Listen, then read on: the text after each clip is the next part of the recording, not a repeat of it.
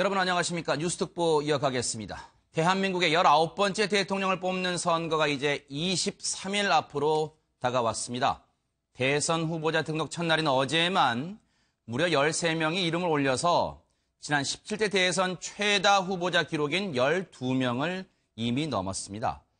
물론 대한민국 국민은 누구나 대통령에 도전할 수 있습니다. 하지만 국정농단 사태가 자칫 아무나 대통령에 도전하는 분위기를 만든 건 아닌지 씁쓸합니다. 유권자의 한 표가 더욱 소중한 이유입니다. 뉴스특보는 5분과 함께 얘기를 나눠보도록 하겠습니다. 어서 오십시오. 안녕하세요. 네, 어서 오십시오. 자, 먼저요. 대선 주자들이 오늘 오후에 경기도 안산에 일제히 모입니다. 오늘 바로 여러분 아시는 것처럼 세월호 참사 3주기입니다. 바로 세월호 기억식에 모이는 건데 이 의원님. 네. 그런데 대선 주자 중에 지금 원내 정당 그 대선 주자 중에 홍준표 후보는 여기 안 간대요. 왜 그런 걸까요? 일단 오늘 이제 정부 차원의 뭐 국민 안전의 날 행사와 그다음에 지금 이제 세월호 그러니까 그 유족들이 주최하는 이제 세월호 행사가 열리죠. 그래서 아마 대선 후보들은 대부분 이제 오늘 안산에서 열리는 행사에 추모에 참석하는데 일단 홍준표 후보는 일단 오늘 참석을 안 한다고 밝혔습니다. 특히 이제 홍준표 후보는 참석하지 않는다고 밝히면서 일단 세월호를 더 이상 정치적으로 이용하지 말아야 된다 이런 이야기를 했습니다. 왜냐하면 이제 그동안 세월호가 3년 동안 정치인들이 너무나 세월호를 이용해서 자신의 어떤 지지를 올린 것이 아닌가 이런 것에 대한 이제 의혹을 사고 있는 것이죠. 근데 한편으로 보면 이제 홍준표 지사가 혹시나 이제 현장에 갔을 때 좀 어떤 그 환영받지 못할 분위기라든지 뭐 이런 것들 좀 우려한 것이 아닌가 하는 좀 생각도 들고 또 자유한국당의 그동안의 어떤 그 태도가 세월호 문제에 대해서는 일단 너무나 많은 비용이 들어갔다. 그리고 또 이제는 더 이상 정치인들이 이용해서는 안 된다. 뭐 이런 입장이기 때문에 아마 그런 입장들을 반영해서 오늘 가지 않는 것으로 해석되어집니다. 글쎄요, 뭐 이 국민 개인마다 세월호 참사를 바라보는 입장과 생각은 다를 수 있겠습니다만 그래도 많은 분들이 글쎄 세월호 참사를 여전히 가슴에서 잊지 않고 있지 않을까 이런 생각도 해보는데 2014년 4월 16일입니다. 벌써 3년의 세월이 지났고 세월호 참사에 대해서 박근혜 전 대통령은 올해 1월 1일 날 청와대 기자간담회 때 그런 얘기를 했었죠. 2017년 1월 1일 날 기자간담회 하면서 신년 기자간담회 하면서 세월호 참사 질문이 나오니까 작년인가 재작년인가 그런 말을 했습니다. 2017년 1월 1일 날 얘기를 하면서요. 글쎄요. 대통령이었던 사람이 세월호 참사 연도를 기억 못하고 있습니다. 그런데 3년이 지났지만요. 아직 침몰 원인도 제대로 답을 할 수가 없는 상황인데 각 대선 후보들이 이 세월호 참사에 대한 입장이 있는데 일단 정리를 좀 해보겠습니다. 문재인 후보 먼저 볼까요? 이익 추구에 극복한 기업, 정부와 민간 기업 간 부정적 유착을 묵인하고 방조한 관리 감독 기관이다. 안철수 후보, 인간의 존엄보다 경제적 논리를, 과정의 충실함보다 결과적 효율을 우선하는 사회적 의사결정이 가장 큰 원인이다. 세월호 참사를 바라보는 입장입니다.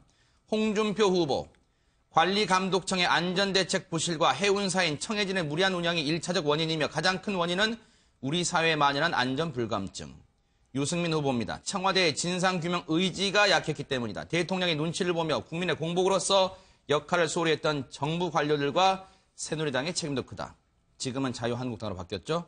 심상정 정의당 후보, 참사 원인은 낡은 배의 설령 치안을 완화하는 등 경제적 이익만 추구하는 사회구조 그리고 대통령의 임무 방기다. 이렇게 입장은 밝히고 있습니다만 홍준표 후보가 박 교수님 홍준표 후보가 밝혔던 안 가는 이유 중에 그 기사를 읽어보니 그런 말을 했어요. 3년 동안 해먹을 만큼 해먹었다 그런 얘기를 하고 있어요. 세월호 참사를 우리가 뭐 이용했나요 혹시? 그러니까 지금 홍준표 후보가 지금 이 세월호 문제만 하더라도 그동안에 진상규명을 제대로 하지 않기 위해서, 은폐하기 위해서 누가 정치적으로 이용을 지금까지 해왔죠? 세월호 유가족들이 이용해왔습니까? 국민들이 이용했습니까? 누군가가 반드시 이 세월호 진상을 밝히지 않기 위해서 엄청난 애를 많이 썼습니다. 심지어 국민 여론도 양분시켜버렸습니다. 자, 그리고 지금 홍준표 후보가 안 가는 이유는 물론 현장에 가서 좋은 소리도 듣지 못하겠다는 원인도 있겠습니다만 더 큰 것은 뭐냐면은 홍준표 후보는 이거를 좌우의 지금 싸움을 보고 있는 거예요. 네. 세월호 쪽은 좌파다. 우파는 못 간다. 네. 이 문제까지 그렇게 보고 있는 거예요. 그러니까 홍준표 후보의 일관된 논리의 구조 안에는 좌파, 우파, 다른 후보는 그렇게 말하는 사람이 없습니다. 좌파, 우파만 얘기하고 있습니다. 이거는 정말로 옳지 않은 것이다. 오늘은 우리가 누가 대통령이 되더라도 사실은 이런 비극을 초래하지 않기 위해서 잊지 말자라고 하는 현장 아닙니까? 이거 정치적으로 이용하는 겁니까? 그건 아닌 것 같고 다만 홍준표 후보가 원인에 대해서는 관리감독청의 안전대책 부실과 해운사인 청해제의 무리한 운영 이거는 옳다고 봅니다. 그러면 이 문제의 책임자 누구죠? 집권당이었잖아요. 그러니까 그런 책임을 가지고 좀 집권했으면 좋았을 텐데 이마저도 좌우나 또는 뭐 지역 논리를 봐서 안 가는 것은 제가 볼 때는 사실상의 집권당 후보로서는 적절치 않다 이렇게 보는 겁니다. 서 변호사님 입장에서는 홍 후보가 안 가는 게 이해가 됩니까 혹시 오늘? 뭐 저도 이게 개인적으로는 좀 같이 참여하는 게 이게 좀 바람직하지 않나 이런 좀 약간 아쉬움은 있는데요. 네. 그러나 이게 그 홍 후보 발언 중에서 이제 그 세월호를 뭐 3년간 해먹으면 됐다. 이게 정치적으로 이용하면 안 된다. 뭐 이런 부분은 제가 보기에 뭐 좀 지나친 발언이 아닌가. 네. 저는 개인적으로 그렇게 생각하고요. 네. 다만 이런 건 있어요. 뭐 예를 들어 잠수함 충돌설이든 이런 이제 약간의 유언비에 가까운 이런 이제 그 괴담은 좀 저희가 배치가 해야 되지만 정확한 이게 진상 규명은 필요한 게 아닌가 이렇게 봅니다. 네. 근데요, 김 교수님. 네.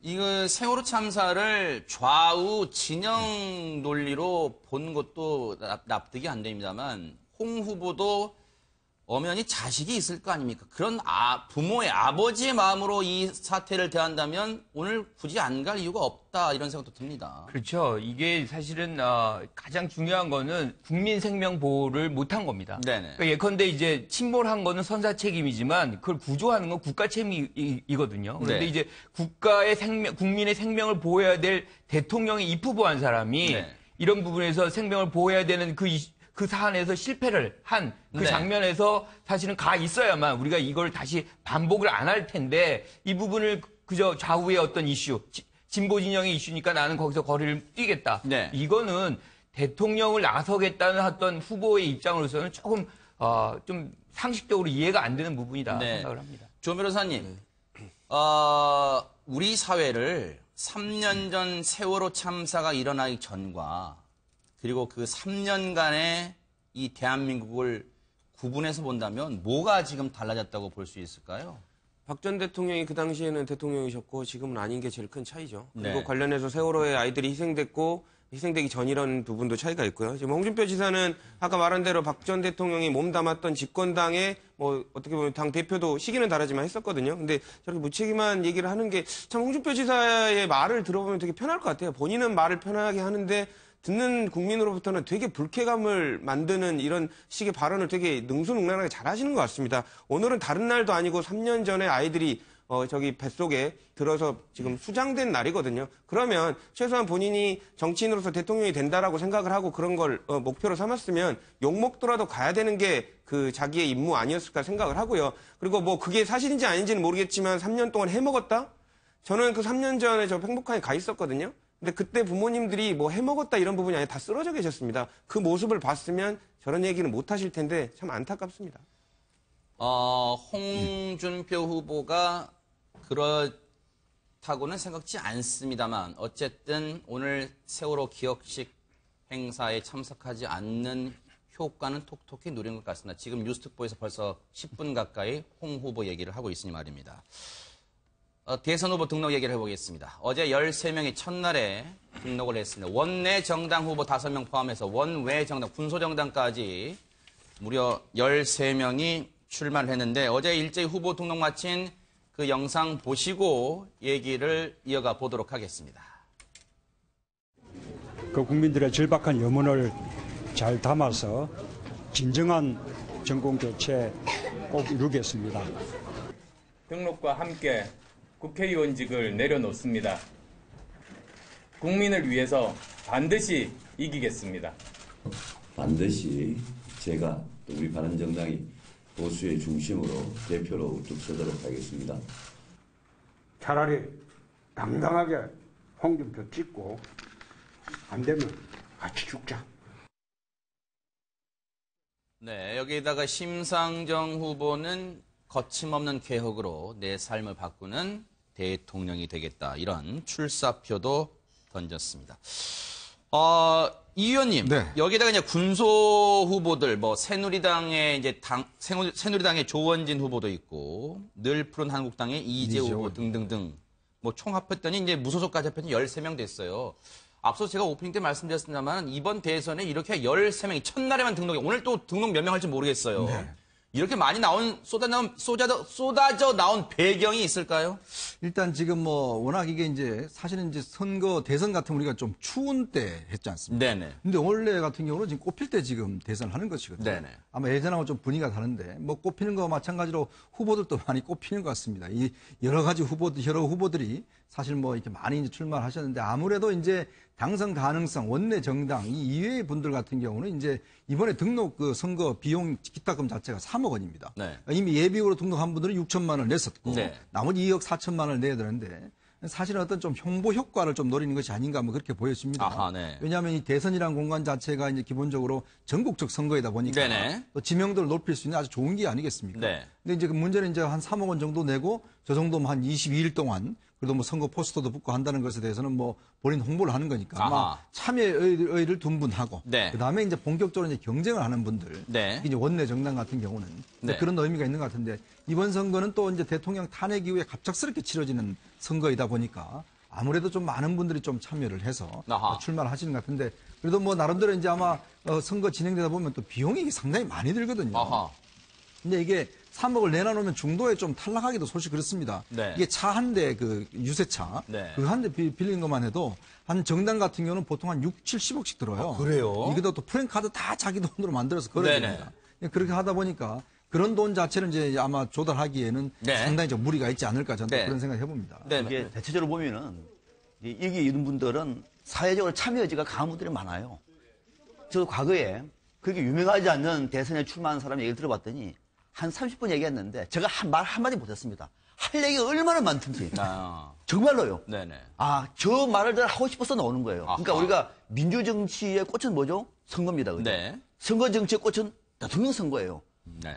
당장 MBN이 지금 앞서서 이 화면에다 띄워주잖아요. 네. 그러니까 3억 원도 할 수 있을 만큼 우리 사회에 대해서 많은 목소리를 내고 싶은 사람들의 목소리이기 때문에 저는 네. 이거는 정말로 민주주의가 활짝 꽃이 피고 있는 건데 네. 다만 이제 이분들이 주목을 받을 수 있는 아이템 한두 개 정도는 가지고 나오면은 오히려 국민들의 시선을 더 받고 또 지금은 언론도 과거보다 훨씬 더 좋아졌잖아요. 네. 정권도 많이 생기고 상당히 좋은데 그런 것도 없이 그냥 막연한 공약 갖고 놓으면은 주목도 받기 어렵습니다. 그래서 출마 3억 원의 값을 하기 위해서는 정말로 자신이 우리 사회를 위해서 무엇을 할 것인가에 한두 개 정도의 핵심 아이템만 있으면 저는 괜찮다. 네. 오히려 주목을 받을 수도 있다. 네, 김 교수님.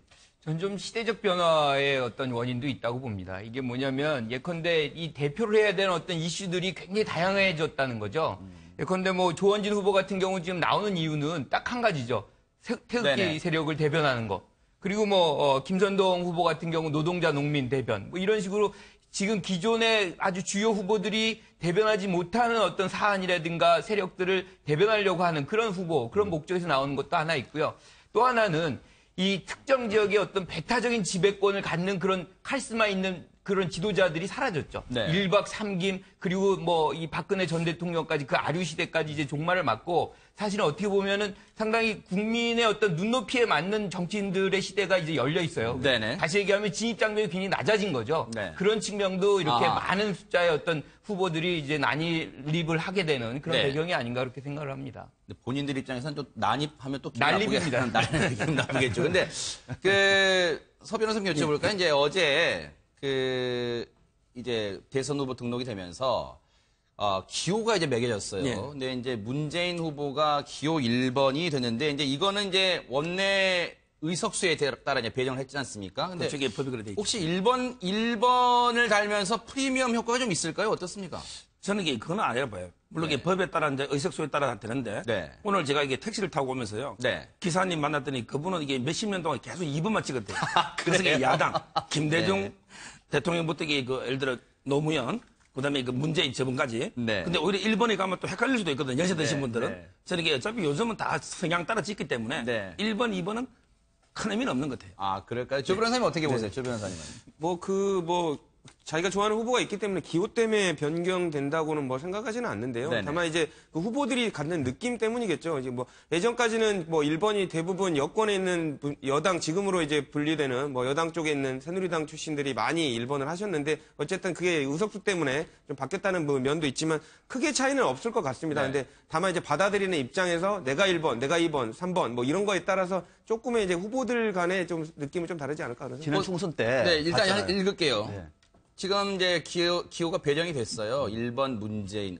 원내 의석수에 따라 배정이 된 겁니다. 그렇죠. 지금 1번 문재인, 2번 홍준표, 3번은 이제 안철수 후보겠죠. 4번 유승민, 5번 심상정 이렇게 돼 있는데, 네, 말씀하시잖아요. 근데 이게요. 그러니까 사실 기호가 결정적으로 영향을 미치는 건 대통령 선거가 아니고요. 네. 지방선거예요. 지방선거입니까? 네. 그때는 뽑을 후보가 상당히 많이 있습니다. 아하. 그래서 1번을 보고 난 다음에 1번 밑에 쭉 밑에 다 1번 찍는 거. 네. 다 2번, 다 3번 이런 식이기 때문에. 이른바 줄투표라고 막 그랬었죠. 그렇습니다. 네. 그러니까 이제 어떻게 보면은 지방선거 때는 기호가 굉장히 중요한데 네. 대통령 선거는 그렇지 않아요. 지난번 총선 때도 3번 후보가 3번이 전국 정당에서 2등을 했어요. 그러니까 국민들은 그만큼 수지된 거예요. 그러니까 우리가 그걸 모르고 그냥 묻지마 1번, 묻지마 2번, 묻지마 3번, 묻지마 4번은 이미 옛날 얘기고 아마 아하. 상당 부분 대통령 선거는 네.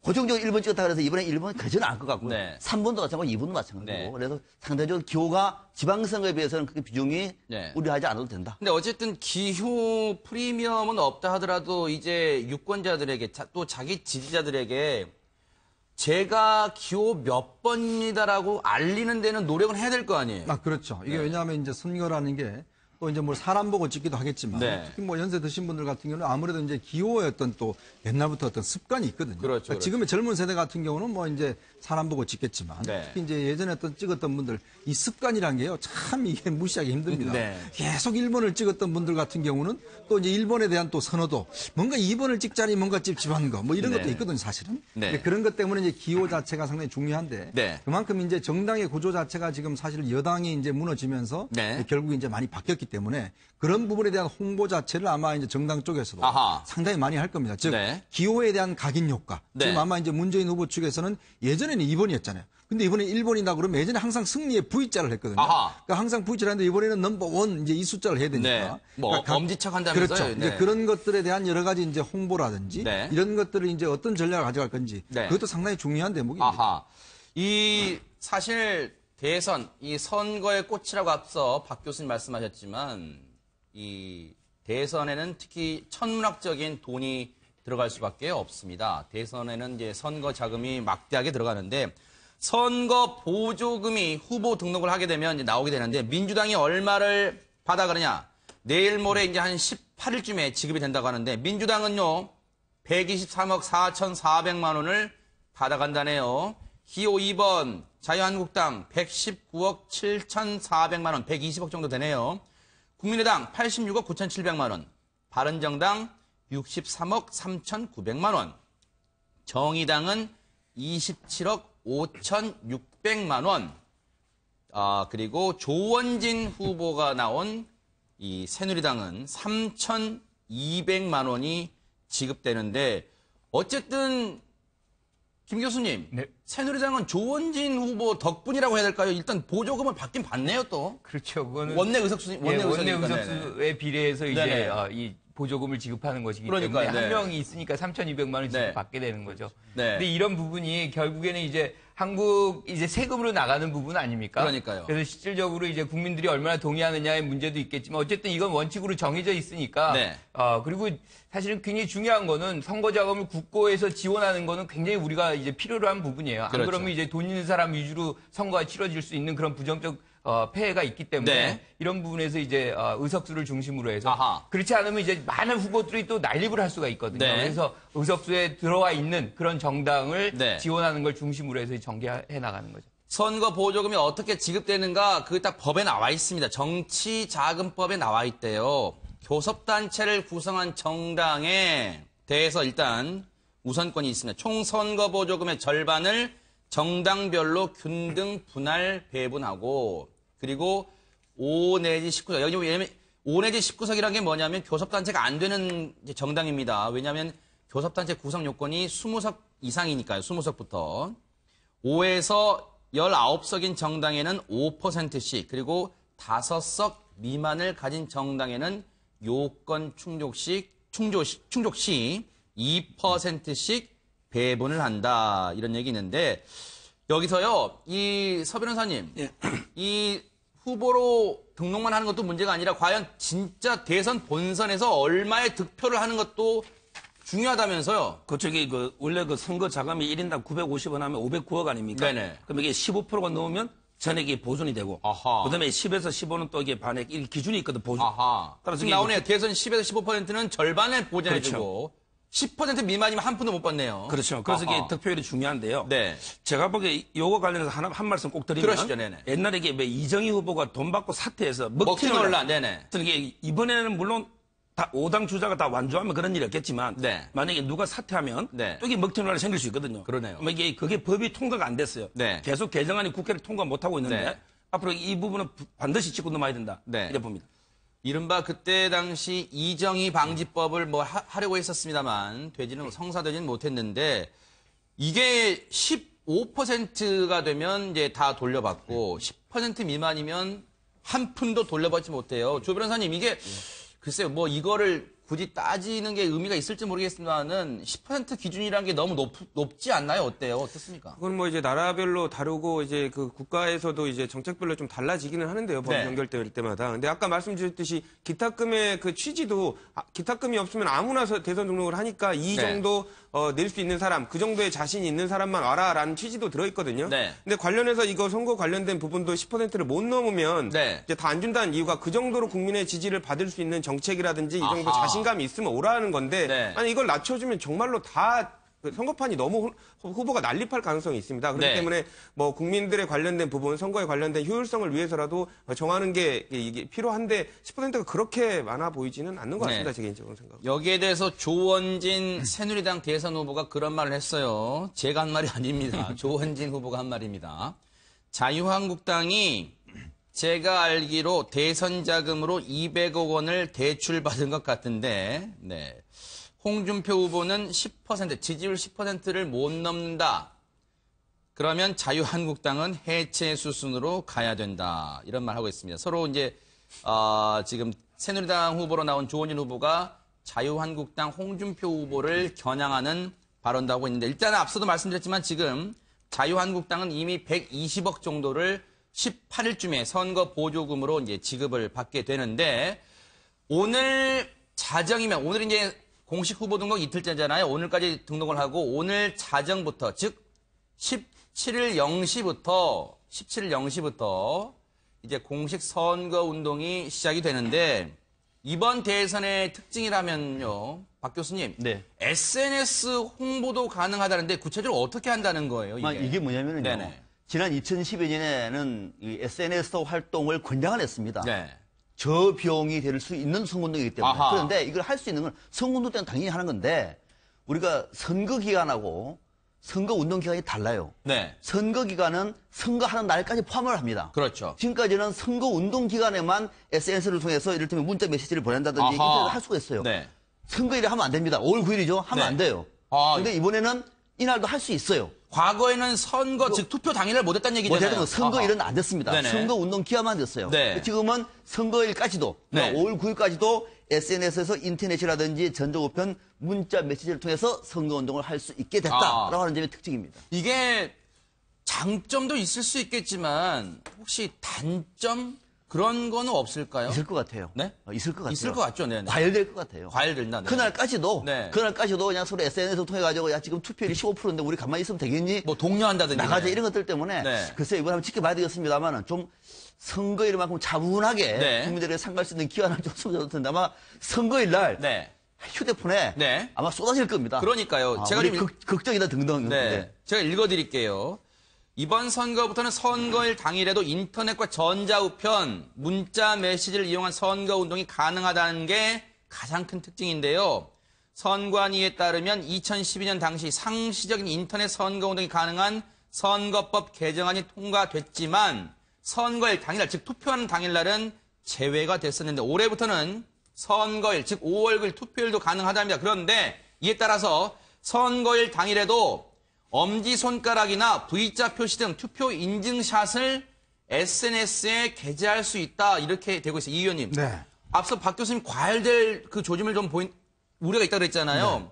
보세요. 특정 후보를 지칭하는 행위를 찍어서 인증샷 찍어서 SNS에 올릴 수 있다 그래요. 이거 어때요? 괜찮을까요? 그러니까 이게 선거 투표소 밖에서 하면 가능한데 네. 절대 투표 용지를 가지고 선거 네. 찍는 안에서 절대 이거 하시면 안 됩니다. 이건 네. 선거법 위반이거든요. 네. 그러니까 이게 이제 사실은 이제 양날의 칼이에요. 왜냐하면 네. 예전에 선거 때도 보면 그러니까 젊은 층들이 아침에 뭐 투표 송장에 많이 나왔다.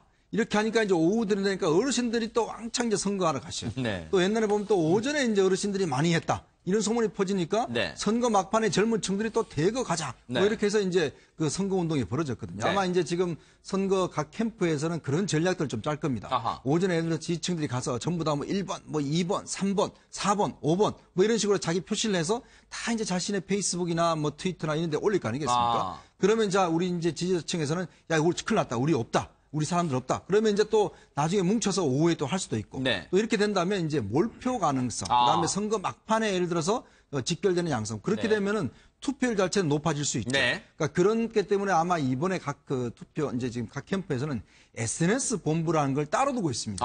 예전에는 뭐 이런 홍보를 했었는데 이번에는 전부 다 각 캠프에서 SNS 본부를 따로 두고 있어요. 이 이유가 뭐냐면 그만큼 SNS가 이제 일상화됐고 많이 사용한다는 것이거든요. 네. 더군다나 투표 당일날 쓸 수 있다는 것은 네. 특히 이제 유명인들.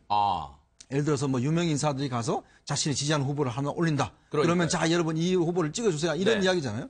그러면 그 후보를 좋아하는 그 이제 팔로워들, 네. 그러니까 그 이제 같이 친구를 맺은 사람들, 네. 이런 분들 같은 경우 또 대거 투표장에 나갈 수가 있고, 네. 그러니까 그런 파워들이 있기 때문에 아마 이번에 이제 각 캠프 측에서는 주로 유명한 연예인들이라든지, 네. 그다음에 운동 선수라든지 네. 이런 분들의 어떤 좀 적극적인 지지들 네. 하면서 실제 그분들 팬들층을 좀 할 수 있는 네. 뭐 이런 운동도 여러 가지 계획을 하고 있는 걸 알고 있습니다. 제가 보기에 저는 항상 그 법이라는 거는 현실을 반영해야 되거든요. 근데 실제 과거 선거도 보면 당일날에 다 인터넷이나 이게 운동 행해졌어요. 네. 그럼 이게 불법이면 전부 전과자만 양산하잖아요.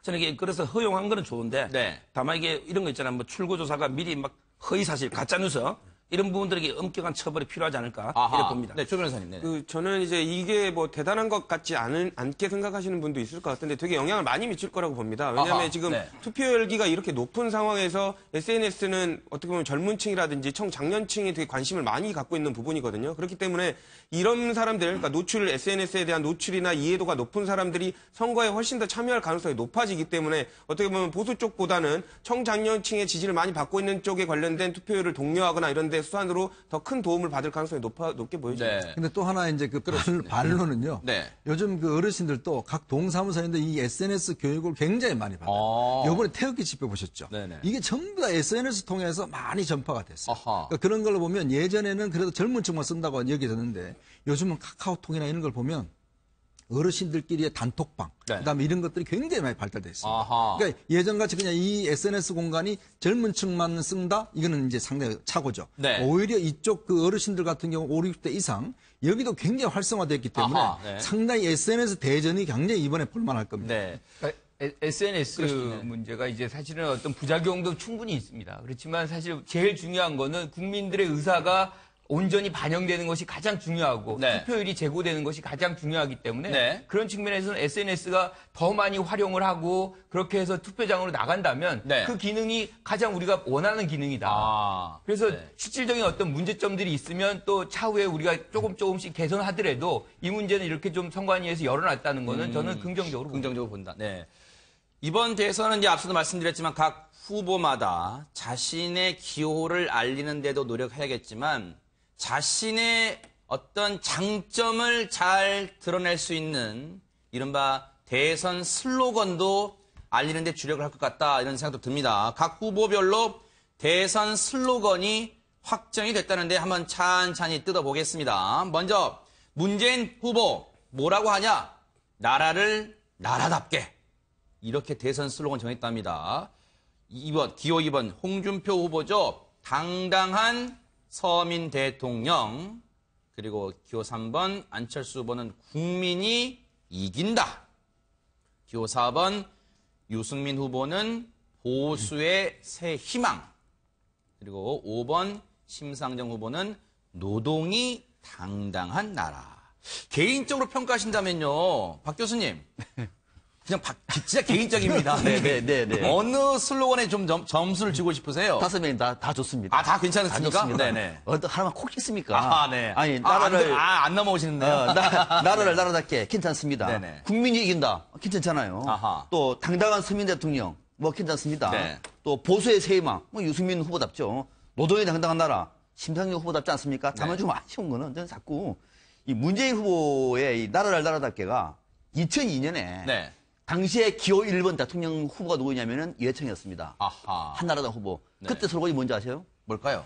지금은 나라를 나라답게잖아요. 네. 그때는 나라다운 나라였어요. 나라다운 나라, 네. 네, 너무 좀 비슷해요, 그게. 아하. 그래서 이 대목은 네. 글쎄 많은 국민들이 기억할지 모르겠습니다만 그것이 아니라고 얘기하면은 이게 나라냐라고 하는 말들이 많았잖아요. 아마 네. 그거를 문재인 후보에 측에서 그래 앞으로 나는 나라를 나라다 갖겠다라고 하는 네. 취지는 충분히 이해가 됩니다만 네. 2002년 이회창 후보의 슬로건이 자꾸 생각이 납니다. 제가 간단히 부연 설명을 네. 좀 해드리면요. 이제 이회창 후보를 따라한 게 아니고요. 이제 이 문재인 전 대표가 항상 하는 게 지금 요즘 국정농단 거치면서 국민들이 제일 입에서 많이 나왔던 얘기가 이게 나라냐였습니다. 그러니까 나라다운 나라를 만들어주자라는 게 문재인 전 대표의 그 생각이고요. 또 이제 그거 말고도 나라다운 나라 그리고 사람이 먼저인 나라 이게 지금 항상 문재인 전 대표가 정치를 하시면서 계속 했던 얘기거든요. 그렇기 때문에 물론 관련해서 나라에 관련된 부분을 표현해야 되니까 예전 그 후보에 관련된 부분하고 좀 겹치는 부분이 있을 수 있지만 이거는 뭐 선거 포스터상으로 따라한 게 아니라 네. 정말로 국민들이 제일 초점을 맞추고 있는 나라다운 나라 이게 나라냐에 관련된 답변을 준 거라고 저는 혹시 생각합니다. 내부적으로 검토할 때 이제 슬로건도 검토를 하거든요. 할 때 2002년에 이회창 당시 후보 그때도 1번이었는데 나라다운 나라라고 하는 슬로건을 썼습니다라고 하면서 검토가 됐을까요? 저는 모르겠습니다. 궁금해요. 이거 검토가 됐을까? 몰랐을까? 아마 참조했을 가능성은 있겠죠. 과거 슬로건 참조하지 않았을까? 네네. 저는 이게 박상병 박사님의 그 견해 완전히 다른데. 네네. 저는 이게 박상병 박사님은 5개 다 좋다 했는데 제가 보기에 5개 다 저는 와닿는 게 없어요. 왜요? 어떤 왜냐면 면에서? 이게 네. 예를 들어 홍준표 후보도 당당한 서민인데 네. 이게 보수의 뭔가 참된 가치, 보수의 가치가 좀 빠져 있고요. 네. 그다음에 그 문재인 후보나 안철수 후보도 너무 이게 밋밋한. 제가 예를 들어 옛날에는요, 뭐 못 살겠다 갈아보자. 네. 이게 바꿔봐도 소용없다, 갈아봐도 소용없다. 네. 그것도 있지만 제가 보기에는 노태우 대통령이 있잖아요, 87년에. 네. 그분에게 위대한 보통 사람들의 시대. 물론 이게 양김씨가 분열된 원인도 있지만 네. 저는 그 슬로건이 상당히 먹혔어요. 대통령 네. 되는데. 네. 네. 근데 그렇게 확 와닿는 네. 딱 이런 슬로건이 안 보여요. 네. 그러니까 이제 예전에 취향이 김대중 취향 문제입니까? 전 네네. 대통령의 구호가 이제 준비된 대통령이었죠. 네. 그러니까 상당히 그때도 호응을 일으켰고, 그다음에 제가 아까 이야기한 노태우 대통령 같은 경우는 이제 위대한 보통 사람의 시대 이제 하나에 했지 않습니까? 옛날에 클린턴 전 대통령이 바보야, 문제는 경제야, 이런 얘기 했거든요. 네. 그 시대 흐름을 어떤 정확하게 찝어내면서 거기에 맞는 것. 옛날에 뭐 신익희 장면 후 나왔을 때 못 살겠다 갈아보자. 뭐 갈아봐도 소용없다. 뭐 이런 식의 이제 구호도 있었지 않습니까?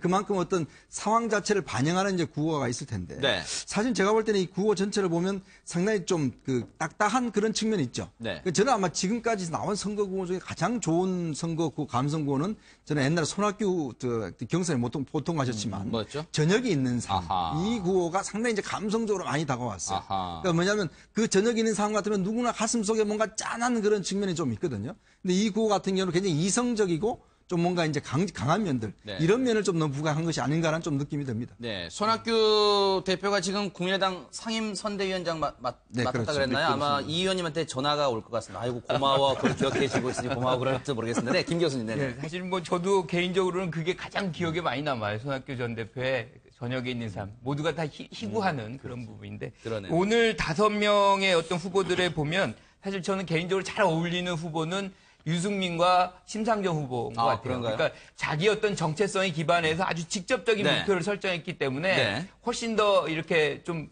받아들이기가 쉬운 그런 부분인데 그 부분이 오히려 또 확장성을 또 제약하는 요인으로 좀 작동하는 거죠. 그러면 보수 아니면 뭐 진짜 진보는 나오네요. 국민이 아니냐. 네네. 뭐 이런 식으로 노동 아니면 뭐 다른 건 중요하지 않냐. 아하. 뭐 이런 식의 어떤 오해를 살 수 있기 때문에 네. 그런 부분에 어떤 제약이 또 있고 반면에 이제 문재인 후보라든가 안철수, 홍준표 후보 같은 경우는 좀 더 커요. 그러니까 이거는 이제 전체 국민을 다 상대로 해서 내가 네. 좀 호응을 받겠다. 네. 뭐 이런 것이고 특히나 나라다운 나라. 네. 이거는 결국에는 안정감을 갖고서 나라를 한번 개혁을 주도해보겠다. 뭐 네. 이런 자신감의 표현 같습니다. 나라다운 나라는 이해창 겁니다. 나라를 그러니까 내가 문제를 살리는 거야. 네. 자, 근데요. 앞서 이제 슬로건 얘기 나왔을 때 각 캠프가 얼마나 고심했겠어요. 그런데 저희가 5개 다 보여드렸잖아요. 정말 놀라운 점은요. 공통된 단어가 하나도 안 들어갑니다. 자, 다시 한번 보여드릴게요. 문재인 후보는 나라라는 그 슬로건입니다. 나라라는 단어가 들어가 있고, 그 다음에 홍준표 후보는 서민, 그리고 안철수 후보는 국민, 그리고 유승민 후보는 보수, 그리고 심상정 후보는 노동. 각 캠프가 상의하진, 서로 의견 교환하지는 않았겠지만 정말 같은 단어가 한 단어 안 들어갑니다. 대단합니다, 이것도. 네. 그래서 이제 예전에 이제 말씀해 주셨듯이 못 살겠다 갈아보자. 그런 것도 있습니다만 지금 특징을 보면요. 안철수 후보가 2012년 때는 상당히 슬로건이 길었더라고요. 뭐 미래는 벌써 우리 곁에 와 있습니다인가? 뭐 제 기억은 그래요. 그런데 이번에는 국민이 이긴다. 상당히 간결하게 정리를 했다는 점은 글쎄요. 박 교수님 이건 어떻게 받아요? 먼저 옛날에 2012년 때는 그때 정치를 했던 것과 지금 정치했을 때 감각이 좀 달라졌다 이렇게 볼 수 있을까요? 지금의 분위기를 반영하고 있는 거예요. 아하. 지금의 분위기니까 네. 지금 문재인 후보도 나라를 나라답게 해도 그동안에 우리가 얘기했던 것처럼 이게 나라냐라고 하는 국민들의 분노가 컸잖아요. 그 국민의 분노를 온전히 담아내는 그릇이죠. 네. 나라를 나라답게. 그리고 안철수 후보는 국민이 이기다가 뭐냐 하면은 네. 그동안에 우리 정치판은 기성 정치인들이 기락패를 해왔습니다. 촛불을 통해서 볼 때 결국은 국민이 이기는 시대가 이제 된 거예요. 네. 바로 그런 촛불 민심과 지금의 박근혜 전 대통령 타력을 만들어냈던 그런 국민들의 네. 승리를 견인하는 표현이에요. 네. 그러니까 지금 시대에 딱 맞는 거죠. 아하. 나라를 나라답게 국민이 이긴다. 반면에 이제 홍준표 후보 같은 경우는 당당한 서민 대통령, 좀 와닿는 그렇습니다만 이 서민 대통령의 행보하고 홍준표 후보의 행보가 맞는 것인가? 이런 좀 따져볼 때가 많은 것 같고, 유승민 후보 같은 경우는 보수의 3명 맞잖아요. 보수의 3명을 위해서 탈당해가지고 바른정당을 만들지 않았습니까? 맞습니까? 딱 맞는 거잖아요. 네. 또 하나, 심상정 후보는 지금까지 노동이 있는 정치를 추구해왔던 정당의 대선 후보입니다. 아하. 표의 확장은 그런 문제가 아니에요. 네. 확실하게 이번 대선을 통해서 네. 정체성을 드러내려고 하는 의지가 제일 강한 거죠. 네. 노동이 당당한 나라. 그래서 저는 5개가 딱 괜찮다고 판단한 겁니다. 네. 근데 앞서 또 서 변호사님 아니라고 들었습니다. 네. 개인 취향차라고 하셨습니다. 네. 자, 지지율 얘기를 안 해볼 수 없죠.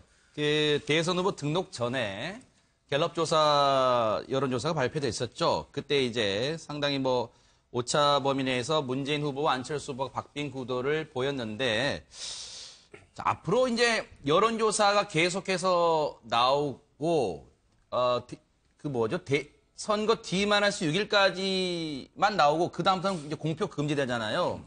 어쨌든 여론조사 계속해서 나올 텐데, 앞으로 여론조사에서 우리가 누가 이렇게 몇 %다 이런 거 볼 때, 눈여겨봐야 할 대목, 관전 포인트가 있다면 뭘까요? 그냥 여론조사가 나오면 몇 %다 이런 것보다도 어떤 점에 주안점을 가지고 좀 봐야 될까요? 여론조사를요. 일단 첫 번째는 이번 선거가 보면 좀 지역 이런 선거, 그러니까 지역주의. 네. 이게 상당히 이제 옅어진 선거 아니겠습니까? 그러니까 지금 여론조사랑 보면 사실 호남의 지지율과 영남 쪽의 지지율 이런 걸 보면 지금 상당히 예전과 같이 한쪽으로 쏠리지가 않아요. 아하. 그러니까 그런 현상이 지금까지도 이제 버티고 있습니다. 네. 그러니까 근데 이제 이 지역주의라는 게 수십 년 동안 사실 우리나라 선거의 아주 기본적인 그 어떤 구도지 않습니까? 네.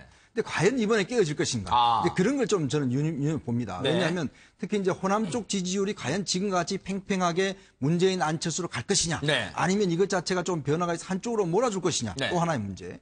그 다음에 이제 영남 쪽, 즉 대구 경북의 지지도가 과연 홍준표 후보라든지 유승민 네. 후보 쪽으로 과연 지금같이 그렇게 마음을 안 줄 것인가? 아니면 마음을 열 것인가? 네. 또 나중에 예를 들어 저쪽이 몰리면 이거는 또 연동관계가 있어요. 네. 예를 들어서 호남이 한쪽으로 몰린다 그러면 이 TK 쪽도 또 한쪽으로 몰리는 경향이 있습니다. 네. 이제 이런 현상들 아마 이번에 잘 봐야 될 것 같고. 네. 그리고 지금 보면 이제 홍찍 박이라든지 네. 이런 구호들이 좀 이제 삼자선언가 유행이지 않습니까? 네. 홍준표 후보를 찍으면 문재인 후보가 된다. 네. 뭐라든지 이런 식의 어떤 여러 가지 그 삼자선언에 관련된 네. 그런 의미로 볼 때는 결국 홍준표, 유승민 두 후보가 그러니까 다음 주까지 이 사람들이 과연 다 혼자서 15%를 넘을 것인가? 합해서 15%를 넘을 것인가? 네. 그에 따라서 어떤 단일화의 문제, 네. 그다음에 어떤 선거 중간 사퇴의 문제라든지 그런 것들을 좀 유념해가 봐야 될 것 같아요. 네. 근데 조 변호사님, 이번 그 언론들도 주목하는 부분이 그런 것 같아요. 앞서 이제 우리 이 의원님 말씀하셨지만 과거 대선이나 이런 총선을 보면 대선만 예를 들죠. 과거 대선을 보면 전략적 투표를 해왔던 게 야당의 심장부인 광주 그리고 호남이었다면 지금은 보수 성향을 가진 유권자들이 지금 전략적 투표를 하는 것 같다. 이런 지금 얘기가 나오고 있어요. 그렇죠. 지금 예전에 안철수 후보에 관련된 지지율이 그렇게 크게 높지 않다가 보수에 관련된 후보들이 괴멸된 것을 확인하고 안철수 후보 쪽으로 다 몰려갔거든요. 그러니까 그거는 이제 지표상으로 뭐 20% 가까운 지지율이 올랐기 때문에 부인을 할 수 없는 상황이고요. 아마 이제 관련돼서 이제 선거에 관련돼서 중점적으로 봐야 될 것은 그것 같습니다. 문재인 전 대표 측에서는 이 부분을 되게 많이 봤었는데 안철수 후보 측에 관련된 지지율이 상승되는 게 언제까지 이루어질 것인가. 그렇기 때문에 이번 주에 이제 넘어서는 거 아닌가라는 부분을 되게 걱정했다고 합니다. 네. 근데 어쨌든 관련돼서 대선 후보 등록일 전에 관련된 그 후보 지지율이 선거 결과하고도 거의 직결된다는 그 전례들이 있지 않습니까? 네. 그러니까 이런 부분을 봤을 때 결국에는 넘어서지 못했고 네. 지지율이 꺾였다라는 부분이고요. 네. 그리고 아까 말한 대로 지금 홍준표 지사가 지금 보수에 대해 반격, 우리 표를 잃지 않고 다시 찾아오겠다라는 그 의지가 되게 강하거든요. 그러니까 이런 부분들. 보수에 가세한 안철수 후보의 지지율이 이제 그 보수들이 반격함으로 해서 자기 표를 찾아오려는 노력에 의해서 뺏길 가능성, 그럴 경우에 있어서 이 추이, 홍준표 지사나 보수 측이 자기 지지율을 올려가는 그 부분을 좀 본다면 네. 조금 더 유의미할 것 같습니다. 박 교수님. 네. 지금 뭐 오늘도 이제 북한이 어제 열병식 바로 다음 날인 오늘 또 이제 뭐 미사일을 쐈죠. 발사체를 쐈는데 혹시 이번 대선 이제 오늘로 꼭 23일 앞으로 다가왔습니다. 네. 안보 이슈, 이른바 북풍이 영향을 미칠 수 있을까요? 지금까지는 큰 영향을 미칠 수 있는 변수가 없잖아요. 아하, 네. 앞으로는 알 수가 없죠. 북한에서 어떻게 할지. 그렇죠. 앞으로는 알 수 없죠. 네. 북한을 전망하기 어렵습니다. 그러니까 네. 만약에 북한이 안보와 관련해서 결정적인 어떤 변수가 생기면 큰 영향을 미치겠죠. 아하. 그런데 이것을 네. 영향을 미칠 텐데 이거를 만약에 국내 정치권을 이용을 한다. 그럴 경우는 바로 또 역풍이 붑니다. 아하. 그럴 경우에는 이번에 북한이 알아서 이걸 했는데 저쪽에서 이렇게 하네. 나쁜 사람들 하면서 오히려 더 과거에도 네. 그런 역풍이 불기 때문에 지금 안보 문제를 가지고 지금까지는 큰 변수는 아닌데 아하, 네. 다만 이제 저는 여론조사 중에서 제일 중요한 것이 뭐냐면 네. 앞으로 한 20일 정도 남았잖아요. 한 2번 더 출렁입니다. 지금의 우리가 여론조사는요, 과거의 역대 여론조사 쭉 봐가지고 결과를 만들어낼 수가 없어요. 한 20일 정도 엄청난 출렁거립니다. 제일 중요한 거는 그 출렁의 높낮이에 따라서 일희일비할 필요가 없어요. 네. 중요한 거는 흐름입니다. 영남 쪽에서 보니까 문재인 후보가 계속 앞서 나가고 있네? 네. 굉장히 중요한 거거든요. 반대로는, 영남에서 안철수 후보가 직결되고 있네, 표가? 이거는 막을 수가 없는 거거든요. 네. 그에 대해서 그 여론조사 그대로 수도권으로 옮겨나가는 식이고, 네. 뭐라고 뭐냐면은, 호남이 지금까지는 양쪽으로 균형이 잡히고 있는데 막판으로 갈수록 한쪽으로 표가 쏠릴 것인지 아니면 여전히 양쪽으로 또는 세대변이라든지 또는 농촌과 도시 간에 표가 균형된 상태로 갖고 오고 있을 네. 것인지 호남이 지금의 정권교체의 주의라는 측면에서는 이것도 중요한 거거든요. 그런 두 가지 측면이 네. 앞으로 여론조사를 볼 때 하나의 관전 포인트가 되겠다는 네. 겁니다. 지금 저희가 뭐 자막으로 CG로 6대 변수 정도를 이제 꼽아봤습니다만 홍준표 후보가 그런 말을 해요. 동남풍이 이번 대선에 불어야 된다는데 자 홍준표 후보의 발언을 들어보고 우리 서 변호사님의 얘기도 이어가 보도록 하겠습니다. 이번 대선도 마찬가지로 우리는 여론조사 기관이나 언론의 보도 그거하고는 상관없이 우리가 갈 길을 묵묵히 가고 동남풍이 불면 대선의 풍향계가 달라진다. 서 변호사님, 동남풍이 불면 대선 풍향이 달라진다. 이게 좀 무슨 말입니까, 대체? 아마 이게 동남풍이라는 게 그 PK. 네. 우리나라 이게 동쪽, 남쪽이니까. 아하. 아마 이게 PK부터 보수층의 대결집이 이루어지면 아하. 뭔가 이게 그 3자 구도가 되면 좀 가능성이 있지 않나 이런 뜻으로 읽히고요. 네. 저는 이게 개인적으로는 그래요. 모든 어느 나라, 어느 사회나 항상 이게 주체 세력이 있으면 비판 세력이 있고 또 이게 산업화 세력이 있으면 민주화 세력이 있거든요. 네. 과연 이게 우리 한국의 보수 이건 너무 간단히 볼 게 아니에요. 따라서 이게 지금은 지리멸렬하고 보수가 대분열되어 있지만 네. 그런데 이게 한번 뭉치면 또 이게 힘을 발휘할 수도 있기 때문에 아하. 아직 선거는 이게 끝난 게 아니잖아요. 네. 저는 이게 좀 더 지켜볼 부분이 있다 봐요. 김 교수님. 이 동남풍이라는 건 사실 제갈공명이 네. 이제 이 적벽대전이죠. 거기서 이제 동남풍을 불어와가지고 이제 전세를 역전을 시켜서 아하. 화공으로 역전을 시킨 네. 건데 그때 당시에 이제 제갈공명이 또 유비에게 했던 것이 3분지계입니다. 그러니까 지금 제일 하고 싶은 것이 네. 바로 홍준표 후보 같은 경우는 양강 구도를 깨는 거죠. 네. 그렇게 해서 본인이 들어갈 공간을 만들어야 되는데 네. 그 공간을 여는 가장 중요한 단초가 네. 영남의 득표율, 영남의 지지율을 올리는 것이라고. 아하. 그게 이제 사실은 파급 효과가 발생해서 수도권까지 올 수 있기 때문에 네. 그렇게만 되면 사실은 3분지계가 가능하다. 네. 그런데 사실은 이걸 홍준표 후보만 원하는 게 아니에요. 그러니까 유승민 후보 같은 경우도 대구에서 진원지가 발생을 하면 대구에 상승하면 네. 그것이 어떤 새로운 구도를 만들 수 있다고 생각하기 때문에 지금까지 집중적인 화력을 거기다 이제 쏟고 있는 거죠. 그래서 네. 지금 양강 구도를 어떻게 하면 깨느냐. 그 두 후보는 그것에 모든 것이 집중되어 있는 상황이고 네. 그런 차원에서 여러 가지 전략들이 나오는 것 같습니다. 네, 보세요. 홍준표 후보가 앞서도 말씀드렸지만 오늘 그 세월호 기억식 안산에는 안 가요. 그런데 이런 말을 합니다. 오늘이 사실 또 부활절입니다. 또 특정 종교에서는요, 부활절인데 부활절을 기점으로 자유한국당도 대선에서 완벽하게 부활해 제갈량의 천하 3분지계로 승리할 수 있을 것이라고 확신한다. 부활절을 또 교묘하게 이쪽으로 또 연결을 시켰습니다. 서 변호사님, 이게 이 홍준표 후보의 바람대로 이루어질 가능성, 지금 3강 구도로 갈 가능성이 있습니까?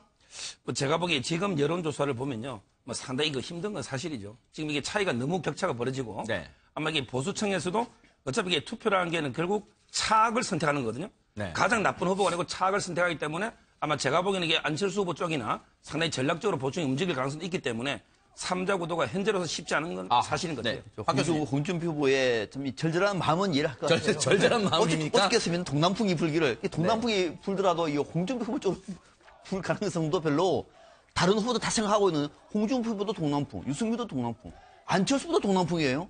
문재인 후보는 아닐까요? 그것도 PK입니다. 네. PK만 불면 이긴다고 보고 있는데 전부 다 네. 동남풍인데 네. 다만 이제 지금 홍준표 후보가 얘기했던 것처럼 이번에 대통령 선거는 박근혜 정부 탄핵의 연장선입니다. 그 탄핵에 반대했던 사람들에게 표가 집중된다고 기대하기는 사실 어려워요. 이걸 홍준표 후보도 알고져 있으려고 봐요. 많은 국민들이 그 박근혜 전 대통령이 이런 상황 속에서 박근혜 전 대통령의 탄핵에 반대했던, 그걸 엄호했던 그 정당에게 표를 몰아줄 가능성이 높지는 않은 거거든요. 네. 이런 상황에서 아무리 동남풍이 불더라도 홍준표 후보가 기대하는 것만큼은 별로 네. 안 나올 것 같고 네. 다만 이 양강 구도 속에서 정말로 의미 있는 득표를 해서 네. 정 안 되면 10%라도 15%면 좋겠는데 네. 10%라도 해서 대선 이후에 네. 뭔가 좀 자기 목소리를 낼 수 있을 정도의 결과를 지금 네. 기대하고 있는 것은 아니겠느냐. 앞서 말씀드렸듯이 10% 못 받으면 미만으로 받으면 그 선거 비용 보전 못 받는다고 그랬어요. 절반이라도 받으려고 네. 해야 되죠. 네, 돈. 네. 그 홍준표 후보가요. 페이스북에 오늘 그렇게 올렸어요. 읽어드릴게요. 예수님께서 십자가에 못 박히시고 부활하셨듯이 오늘을 기점으로 우리 자유한국당도 이번 대선에서 완벽하게 부활해 천하 3분지계로 승리할 수 있을 것을 확신한다.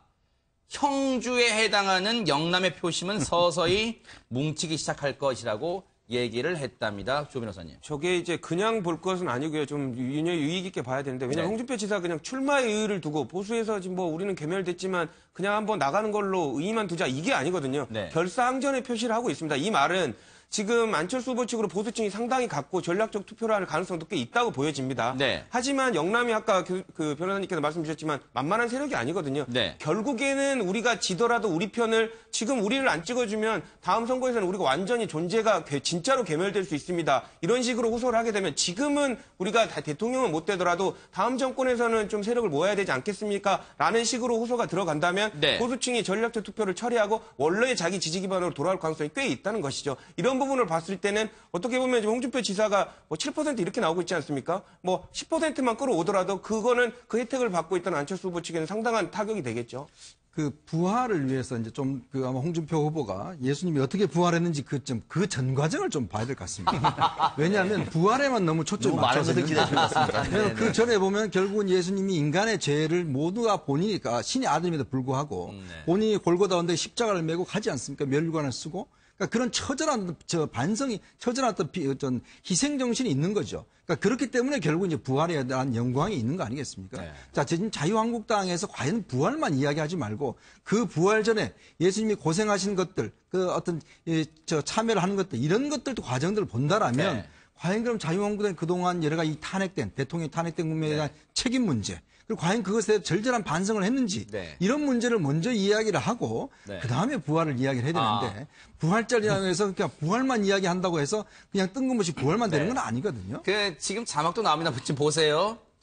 왜 홍준표 후보의 발언은 상당히 원색적이라고 할까요? 보세요. 당당하게 홍준표를 찍고 안 되면 같이 죽자 지금 이러고 있습니다. 네네. 저는 이게 홍준표 지사가 삼국지 이야기하니까 네. 저도 이게 삼국지 한 구절을 인용하고 싶은데 삼국지의 첫 문장 혹시 아세요? 잘 모르겠습니다. 첫 문장 이게 천하 형세는 분구필합. 그 말이 이게 나누어짐이 오래되면 반드시 합쳐지고 기억이 날 듯하네요. 합구필분. 네. 합친 게 오래되면 반드시 나누어진다. 네네. 저는 이게 그 보수 정당이에요. 지금 대선 전에는 이게 나뉘질 수밖에 없어요. 합치지 힘들 것 같아요. 그러니까 대선이 끝나고 또 지방선거나 총선 앞두고는 언젠가는 다시 이게 보수들이 합칠 것이다. 이 말을 하고 싶어요. 네. 서민 대통령의 이미지는 홍준표 후보의 바람대로 좀 가긴 될까요? 어떻습니까? 박 교수님. 저는 저게 홍준표 후보는 진짜 서민 출신입니다. 네. 본인은 그렇잖아요. 본인은. 본인 삶의 스토리 자체가 네. 정말 눈물 날 정도로 어렵게 어머니가 네. 홍준표 후보를 저 정도로 만들어낸 장본인입니다. 생선을 주인공. 장본인은 좀 부정적 표현이니까 주인공. 네네. 예, 그렇게 하는 주인공이죠. 네. 자, 그런 어머니 힘을 받아서 여기까지 온 것도 입지전적인 인물인데 홍준표 후보가 경남지사를 하면서 해왔던 정책을 보면 과연 서민 대통령? 서민 정책이 맞는가라고 하는 것은 많은 사람들이 의구심을 갖고 있는 것 같아요. 네. 특히 진주 의료원 사태만 보더라도 정말로 서민 대통령이라고 얘기하면 오히려 거기다가 더 많은 지원을 해야 되지 않습니까? 네. 거기 돈이 안 된다고 없애버렸습니다. 이런 것들 볼 때 과연 많은 사람들이 본인은 삶이 서민으로서 살아왔고 서민으로서 입지적인 인물을 가지고 왔으나 경남지사로서 했던 행정을 보면은 과연 그것이 서민의 이미지에 맞느냐라고 하는 데는 상당 부분 좀 의구심이 있는 것이 사실인 것 같아요. 앞서 저희가 그 6대 관전 포인트 짚어보면서요. 갈라진 법안보수, 즉 홍준표 후보와 유승민 후보가 단일화할 수 있을까 했는데 지금 이 의원님, 유승민 후보 입장에서는 대선 후보 등록하면서 벌써부터 안에서 자기 내부에서조차 지금 뭐랄까 공격을 받고 있어요. 네. 지금. 그래서 유승민 후보 관련 얘기 좀 들어보시고 이 의원님 말씀 좀 들어보도록 하겠습니다. 그런 이야기를 하고 싶으면 실명을 대고 떳떳하게 이야기를 하라고 전해주시고 사퇴는 없습니다. 예. 시청자 여러분께 이제 보충 설명드리면 저게 뭐냐면 지지율이 하도 안 나오니까 당 내부에서조차 그냥 대선 후보 사퇴하시라 지금 이런 얘기 나오고 있다는 거예요. 네, 바로 이제 전날이 이제 그 후보 등록을 하고 바로 그렇죠. 선관위에서 이제 기자회견 한다. 그렇죠, 네네. 그 전날 어떤 일이 있었냐면 바른정당 의원이 한 20여 명 정도가 회동을 했어요. 아하. 그 자리에서 뭐 여러 가지 이야기가 나왔습니다. 특히 이제 지금 이 지지율 가지고는 도저히 이거는 당이 이제 하기가 어렵다. 네. 왜냐하면 특히 이제 아까도 이야기했지만 선거 비용 문제도 사실 그렇습니다. 그렇죠. 당이 그렇게 못 받으면 당 자체가 이제 파산될 수가 있다는 네. 거고. 이 지지율 가지고 상당히 선거를 해봐야 무슨 의미가 있냐. 특히 이제 그 수도권 지역 의원들, 그 다음에 이제 비유승민계 의원들, 즉 김무성계 의원들, 이분들 같은 경우는 아예 노골적으로 이야기를 하고 있어요. 아하. 이제 그렇다 보니까 이제 그 아까 이야기했듯이 나한테 왜 직접 이야기해라, 뭐 이런 식으로 이야기하지 않습니까? 실명을 대라. 네. 실명을 대라 이야기를 네. 한 것 자체가 보면 자꾸 뒤에서 지금 흔들지 말고 앞에 네. 나서 이야기하라는 뜻인데. 네. 근데 문제는 저거는 뭐 뒤에서나 앞에서나 지금 상황 자체가 보면 누가 봐도 사실 유승민 후보가 지금 이 대선 국면에서 지금 지난번 뭐 TV 토론을 좀 잘했다고 하지만 유의미한 지지율이 사실 안 나오고 있는 것이거든요. 보십시오. 지금 바른정당이라는 게 결국은 지금 보수의 어떤 면 지금 적자를 지금 자임하고 있는 정당 아니겠습니까? 네. 그럼에도 불구하고 과연 지지도가 현재 5%도 못 넘고 있다는 것 사실 네. 이거는 굉장히 엄중하게 받아들여야 됩니다. 아하, 네. 그러면서 볼 때는 과연 그러면 이 정당이 물론 유승민 후보 본인 입장에서는 지금은 뭐 끝까지 간다 이렇게 이야기할 수밖에 네. 없겠지만 그러나 당의 생존을 위해서는 아하. 앞으로 당의 미래를 위해서는 어떤 시기든지 정책 선택을 저는 해야 된다고 보거든요. 네. 자, 그게 뭐냐면 결국은 이제 뭐 자유한국당과 합치는 문제도 있을 수가 있겠고 아니면 이제 국민의당하고 어떤 이제 연대를 하는 문제가 있겠고 그런 문제가 있는데 아마 유승민 의원이 후보가 네. 이제 당내 그런 요구를 무시만은 못할 겁니다. 왜냐하면 지금 당내 상당수 의원들이 네. 속으로 지금 굉장히 불만과 뭔가 새로운 대책을 요구하고 있기 때문에 네. 뭔가 결단을 좀 내려야 될 시점이 점점 다가오고 있는 것 같습니다. 김 교수님 혹시요 지금 유승민 후보의 입장을 굳이 표현한다면 이 표현이 적절할지는 모르겠습니다만 호랑이 등에 올라탄 기호지세 그런 상황입니까 혹시? 그 정도는 아닌 것 같고요. 네. 제 생각은 만약에 당내에서 저런 목소리가 나왔다면 이거야말로 배신입니다. 그럼 후보를 뽑지 말았어야죠. 아하. 이 후보를 다 뽑아놓고서 이제 와서 흔들어요. 이거는 뭐 정치 도의상 맞지 않는 것이고 네. 이게 2002년에 이 똑같은 현상이 있었습니다.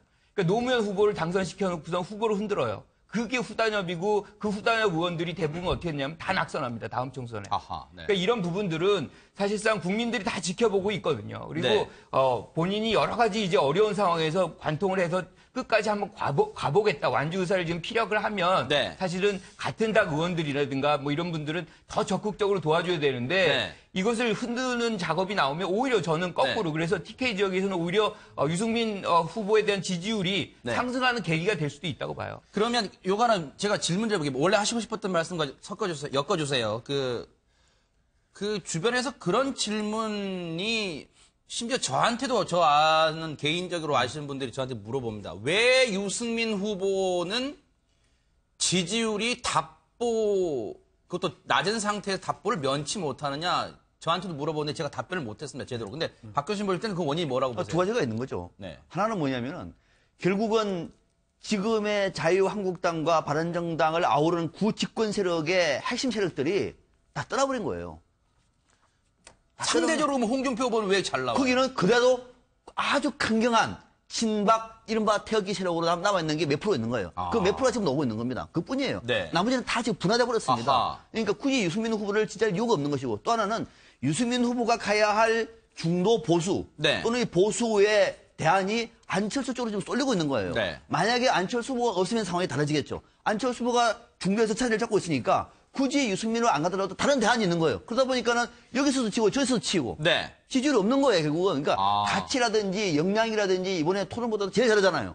저런 분위기에도 불구하고 양쪽으로 포위가 되다 보니까 이 정당이 돌파할 수 있는 지금 역량이 없는 것이다. 네. 라고 하는 쪽으로 설명하면 맞을 것 같고요. 네. 앞서 유승민 후보 뭐 약간 엮어달라고 해가지고 저 깜짝 놀랐는데 저 엮는 거 전공이 아닙니다. 유승민 후보가 저는 이 길에서 내리면은 진짜 기고지세입니다. 네. 안 돼요. 아하. 왜냐면은 이번 유승민 후보와 바른정당의 정치의 역정은 이번 대통령 선거로 끝나는 게 아닙니다. 네. 대통령 선거 이후에 더 많은 정치적 역할을 할 수 있는 정당이에요. 네. 그러면은 이번 대통령 선거에 처음부터 출마를 안 했으면 모르지만은 이제 와서 다 뽑아놓고 난 다음에 네. 또 괜찮은 토론을 하고 난 다음에 지지율이 안 오니까 당신은 아웃되라라고 하는 거는 네. 이거는 국민들이 볼 때도 어떤 경우에도 용납이 안 되는 겁니다. 네. 만약에 여기서 들어해버리면은 아웃돼 버리면은 유승민 후보 본인은 네. 정치 인생이 거의 끝나버려요. 아. 있을 수 없는 것이고 이걸 흔드는 정치인들도 네. 국민들도 좋은 평가를 못 받습니다. 네. 이제는 기고지세. 어차피 새로운 보수 정당을 지향했다고 얘기하면 죽더라도 끝까지 가서 자신의 가치를 보여주고 있는 것이 정답이다. 네. 다른 선택이 없습니다. 이제는. 지금 근데 이제 네, 그럼 말씀하시죠. 김 교수님 아까도 이제 후단협 이야기하셨는데 그때 그래서 노무현 그때 후보가 바로 그러니까 정몽준 후보하고 후보 단일화를 합니다. 그러니까 그것 때문에 이제 상승의 어떤 모멘텀을 만들거든요. 정치는 현실이에요, 사실은. 어떤 그 정치력이고. 왜냐하면 지금 같은 이런 상황에서 후보가 정말 뭔가 돌파를 만들어줘야 됩니다. 무조건 내가 죽자. 아까 홍준표 이야기와 같이 그냥 같이 죽읍시다. 이런 같이 무모한 건 없거든요. 그 돌파구는 개인기를 의미할 수도 있는 거예요. 그렇죠. 개인기와 함께 뭔가 네. 정치적인 뭔가 모양새를 만들어야 됩니다. 아하, 네. 그 이야기가 뭐냐면 그게 이제 하나의 정치적으로 증명되는 거 아니겠습니까? 결국 내 새가 불리하면 다른 새가 손을 잡아야죠. 그러니까 끝까지 나 혼자만 가겠다라고 한다면 그거는 제가 볼 때는 그 정당의 어떤 후보로서 할 수 없는 이야기이기 때문에 네네. 결국 그렇기 때문에 제가 말씀드린 같이 유승민 후보가 나는 끝까지 갈 겁니다. 이 네. 이야기만 할 것이 아니라 네. 뭔가 힘을 불릴 수 있는 여러 가지 정치적인 방향들을 모색을 해야 된다. 이런 네. 이야기죠. 조 변호사님 말씀 듣고 김 교수님 말씀 다시 드릴게요. 네네. 그 아까 말씀 다 주셨는데요. 바른정당도 보수 아닙니까? 근데 지금 배신자 프레임에 지금 갇혀 있습니다. 어쨌든 영남 쪽에 지지를 받은 의원들이 많고 영남 쪽에 근거를 둔 의원들이 많은데 사실상 PK나 영남 쪽에서는 지금 그 지지를 해주려면 그 당을 지지를 해주려면 두 가지가 요건이 돼야 되거든요. 뭘까요? 그러니까 하나는 박근혜 대통령이 잘못했고 그리고 너희도 수고했어요라는 피드백이 나와야 되는데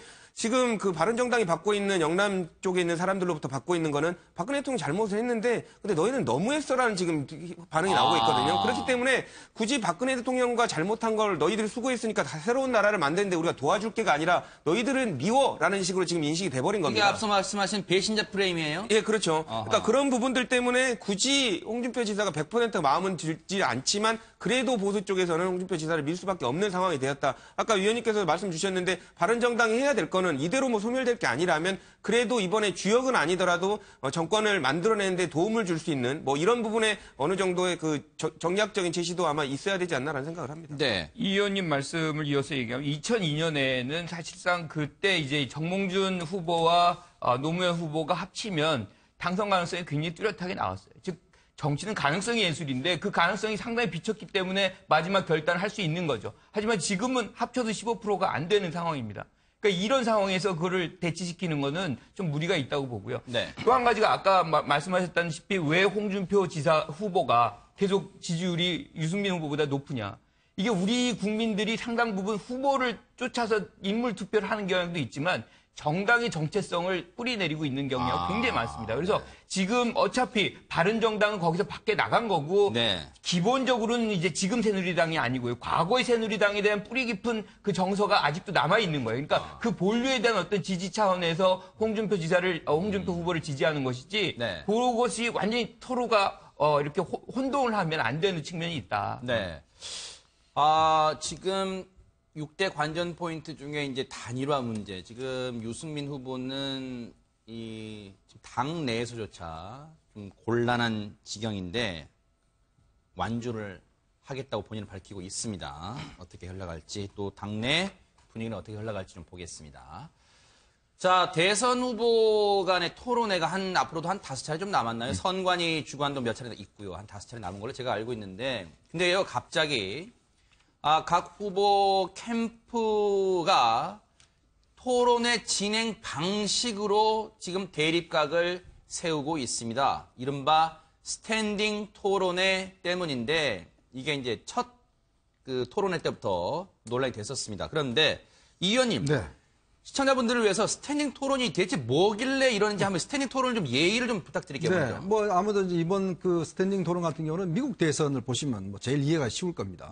미국 대선 같은 경우는 모든 후보들이 나와서 서서 자 바로 이제 그 선자리에서 이제 토론을 하지 않습니까? 그러니까 나중에 힐러리와 트럼프가 할 때도 보면 그때 조그마한 이제 그 스탠딩 의자는 있긴 있어요. 그거와 이제 비슷하게 두 후보가 어떤 나와서 정말 이제 긴박감 넘치게 그런 식으로 이제 서서 어떤 하는 토론인데 왜 스탠딩 토론을 하냐 하면 아무래도 이제 토론하다 보면 여러 가지 후보의 어떤 자질 문제라든지 그다음에 능력 이런 것들을 좀 볼 수 있는 하나의 이제 기준이 된 거예요. 왜냐하면 원고 없이 하는 거예요? 그렇죠. 원고 없이 서서 그냥 어떤 이슈가 주어지면 바로 이제 거기서 본인이 가지고 있는 앉아서 하면 이 종이 있는 게 이제 안 보이지 않습니까? 그러니까 앉아 있으면 다들 이제 자료를 이제 보고 뭐 이렇게 하고 하거든요. 근데 스탠딩 하면은 그렇게 할 수가 없어요. 그러니까 바로 이제 어떤 문제가 주어지면 거기에 대해서 그냥 본인이 알고 있는 대로 그냥 바로 그러니까 논쟁을 붙으면 되는 것이거든요. 문제는 이제 오늘 19일 날 KBS 토론회를 지금 이제 스탠딩 토론을 해야 된다. 이게 지금 부분에 사실 어떤 면에서 좀 시대 정신과 부합되는 거예요. 왜냐하면 그동안 처음 2012년도 선거 때 그때 우리가 왜 박근혜 전 대통령에 대한 검증이 제대로 안 했냐 보니까 이렇게 좀 후보 토론을 좀 더 이렇게 좀 드러내놓고 해야 되는데 그때 그냥 의례적인 질문하고 그냥 앉아서 그냥 자료 보고 답변하고 우리가 하지 말자. 정말 능력을 좀 내놓고 하자. 그런 의미에서 이제 스탠딩 토론을 제안했고 그래서 이제 19일 날 KBS가 하려고 했는데 문제는 그 협의 과정에서 아마 제가 볼 때는 민주당 측에서 뭐 너무 오래 서 있으면 둘이 사람이 토론할 때 다른 사람들은 좀 어색하지 않느냐. 그래서 잠깐 뭐 의자라도 놔두자. 뭐 이런 게 있는데 그게 이제 문재인 후보는 뭐 앉아야 된다라는 뭐 또 건강제 앉아 이런 쪽으로 지금 논쟁이 지금 비화돼서 상당히 좀 왜곡돼서 나타나고 있는 것 같습니다. 이거를 하나 들려드리고 저희가 그 관련 발언을 지금 캠프가 지금 상당히 이 문제 가지고 지금 대립을 하고 있으니까 그 발언을 좀 들려드리고 박 교수님 얘기를 이어가 보도록 하겠습니다. 들려드리겠습니다. 대통령의 건강은 국가 안보와 직결되는 문제입니다. 2시간도 서 있지 못하는 노쇠한 문재인 후보가 정상적인 국정 수행이 가능하겠습니까? 아마도 그런 토론을 하면 할수록 저는 뭐 국민의당 후보가 갈수록 불리해질 것 같은데 그런 뭐 스탠딩 토론이든 끝장 토론이든 저는 얼마든지 자신이 있습니다. 지금 김유정 국민의당 선대위 대변인 말을 들어보니까요, 박 교수님. 대통령 건강, 지금 스탠딩 토론을 애초에 이제 문재인 후보 측에서 조금 난색을 표했다는 아마 그걸 지금 얘기하는 것 같아요. 대통령 건강 문제다, 이거는. 지금 국가 안보랑 직결된 지금 이렇게 걸고 넘어지고 있습니다. 저도 처음에 그 얘기로 깜짝 놀랐습니다. 아니, 특전사 출신인 문재인 후보가 2시간 못 서 있어서 스탠딩 토론을 안다고 얘기는 이거는 저는 오보이라고 생각해서 오보. 이건 말이 안 되잖아요. 아니, 2시간 동안 토론할 체력이 안 된다고요? 그건 아니다. 그래서 이건 누군가 아마 저는 소통이 잘 못 돼가지고 오버했다는 생각이 들고 또 하나가. 근데 잠깐만요. 유승민 후보도 저렇게 얘기하는데요. 바른정당에 71살의 힐러리도 하는 스탠딩 토론을 왜 문재인 후보가 거부하십니까? 라고 공격했습니다. 그러니까 체력이 안 돼서 2시간 동안 서 있기가 힘들어서 못한다고 생각했던 거예요. 그러니까 이런 건 쿨하지 않잖아요. 저는 오히려 문재인 후보가 지난번 1차 토론을 보니까 잘하더라고요. 더 환영을 했어야 되는 것이고 또 문재인 후보가 지난 대선 때는 오히려 이걸 원했습니다. 근데 이제 와가지고 이게 혹시 불리할 것 같으니까는 이거를 건강상의 이유로 발뺌한다는 거는 너무도 적절치 않았다. 그래서 지금은 수용했기 때문에 저는 다행이라고 보고요. 또 하나 캠프 쪽에서는 한국 상황에는 비현실적이다. 저는 이런 해석도 정말 이거는 대변한다는 것을 이렇게 말하면 안 되는 거예요. 왜 한국 상황에서는 비현실적이죠? 왜요? 그것이 아니라 오히려 지금 한국 상황에서는 지난번 대통령 선거 때 박근혜 전 대통령에 대해서는 검증을 제대로 못했습니다. 다들 몰랐어요. 그냥 봐가지고 자료 보고 묻는 질문을 하고 넘어가다 보니까는 이제서야 대통령의 차질이 얼마나 중요한지를 우리가 실감하고 있잖아요.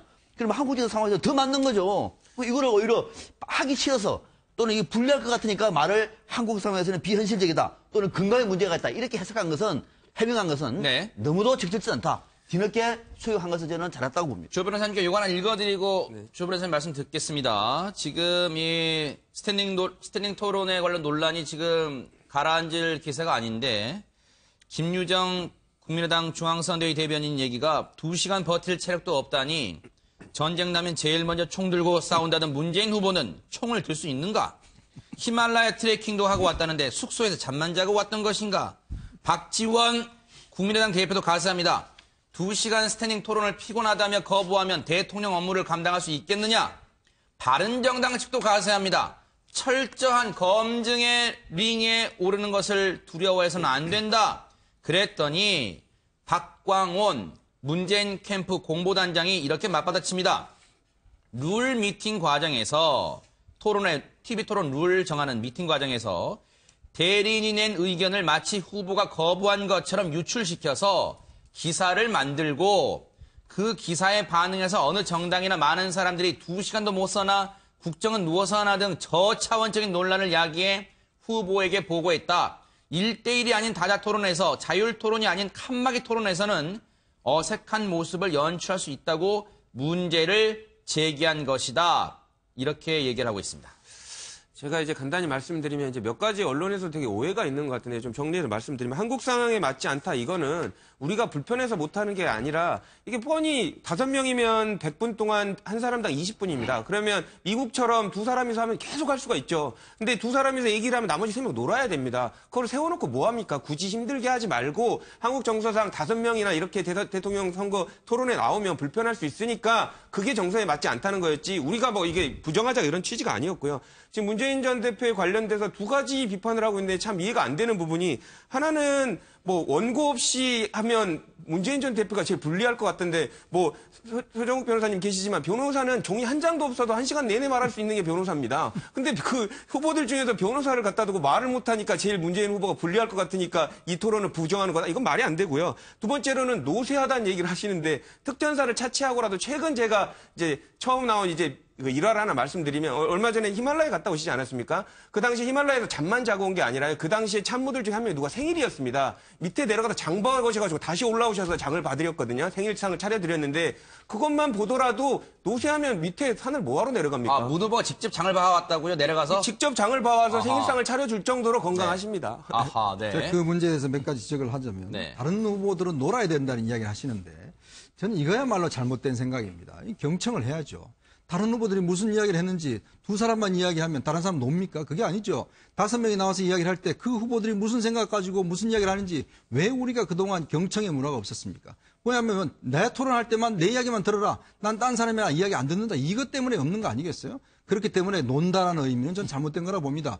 그러니까 그 사람 토론할 때 정말 경청을 하고 저 사람은 무슨 생각을 하는지 그걸 들어야죠. 그런 게 중요하다고 생각이 들고 그다음에 원고 없이 이 이야기를 해야 됩니다. 서로 간에 지금 미국 선거도 보면 2명뿐만 아니라 한 6명, 8명이 나와서도 다 서서 토론을 합니다. 당내 경선 때는 그렇게 그렇죠. 당내 경선 다 그렇게 토론을 하기 때문에 한국어. 그다음에 대리인이 내 의견을 냈다는데 도대체 이 대리인이라는 사람이 누군지 좀 묻고 싶어요. 지금 이 여러 가지 스탠딩 토론에 대한 것들은 이미 이전부터 논의가 됐고 이번 선관위 토론에서 스탠딩 토론을 이제 일부 인용을 하는데 과연 그럼 이렇게 처음에 낸 스탠딩 토론 하지 앉아서 합시다 낸 대리인은 그럼 당에서 어떤 입장을 갖고 처음에 갖는 것인지 어떤 그러면 이런 시대적 상황에 우리 정신에 맞지 않는 이런 의견을 냈는지 그것 자체가 저는 오히려 더 궁금한 상황입니다. 네. 간단히 제가 이제 말씀드리면 이거 하나 읽어드릴게요. 죄송합니다. 말씀 중에. 문재인 후보 앞선 CG 나갔습니다만 제가 다시 읽어드릴게요. 문재인 후보가 이게 논란이 되니까 이 캠프 측에 이제 보고를 받았나 봐요. 아니 그러면 앉아서 하는 것과 서서 하는 게 무슨 차이가 있느냐? 그냥 하자는 대로 그냥 서서 하자. 다른 후보들 측에서 하자는 대로 그냥 서서 하자. 지난번에 원고가 없는 TV 토론을 해보니까 정말 후보들 간의 우열이 확연하게 드러나지 않았느냐. 지금 자신감을 보이고 있습니다.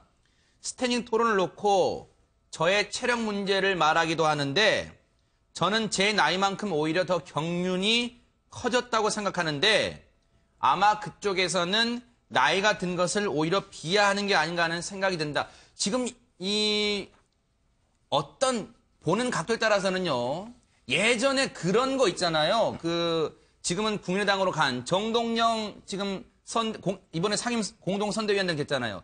노인 폄하 발언과 약간 지금 결부시키는 그런 쪽으로 하고 있는 것 같은데 맞아요? 공격 포인트가 어떻습니까? 저는 이제 그 부분보다 이제 앞서서 이제 말씀 주신 거에 하나만 정정을 하겠습니다. 그러니까 논다라는 말은 그냥 표현상의 그런 부분이 부적절했다면 저는 이렇게 수정하고 싶습니다. 그러니까 편히 기대할 수 있는데 다른 사람들이 지금 말하고 있는 두 사람보다는 당연히 집중도가 떨어질 수 있지 않습니까? 그러니까 서서 준비하는 것보다는 편히 할 수 있는데 왜 굳이 말하는 두 사람을 놔두고 다른 사람도 서 있어야 되느냐. 그 취지로 제가 말씀을 드렸던 겁니다. 네, 이 부분은 어때요? 나이가 든 것을 오히려 비하하는 게 아닌가 하는 생각이 든다. 이 부분이 일종의 예전에 과거 우리 선거 때 있었던 노인 폄하 발언을 일종의 약간 부각시키려는 공격 포인트, 반격 포인트는 아닌가 하는 한 게 제 질문인데 이 부분은 어떻습니까?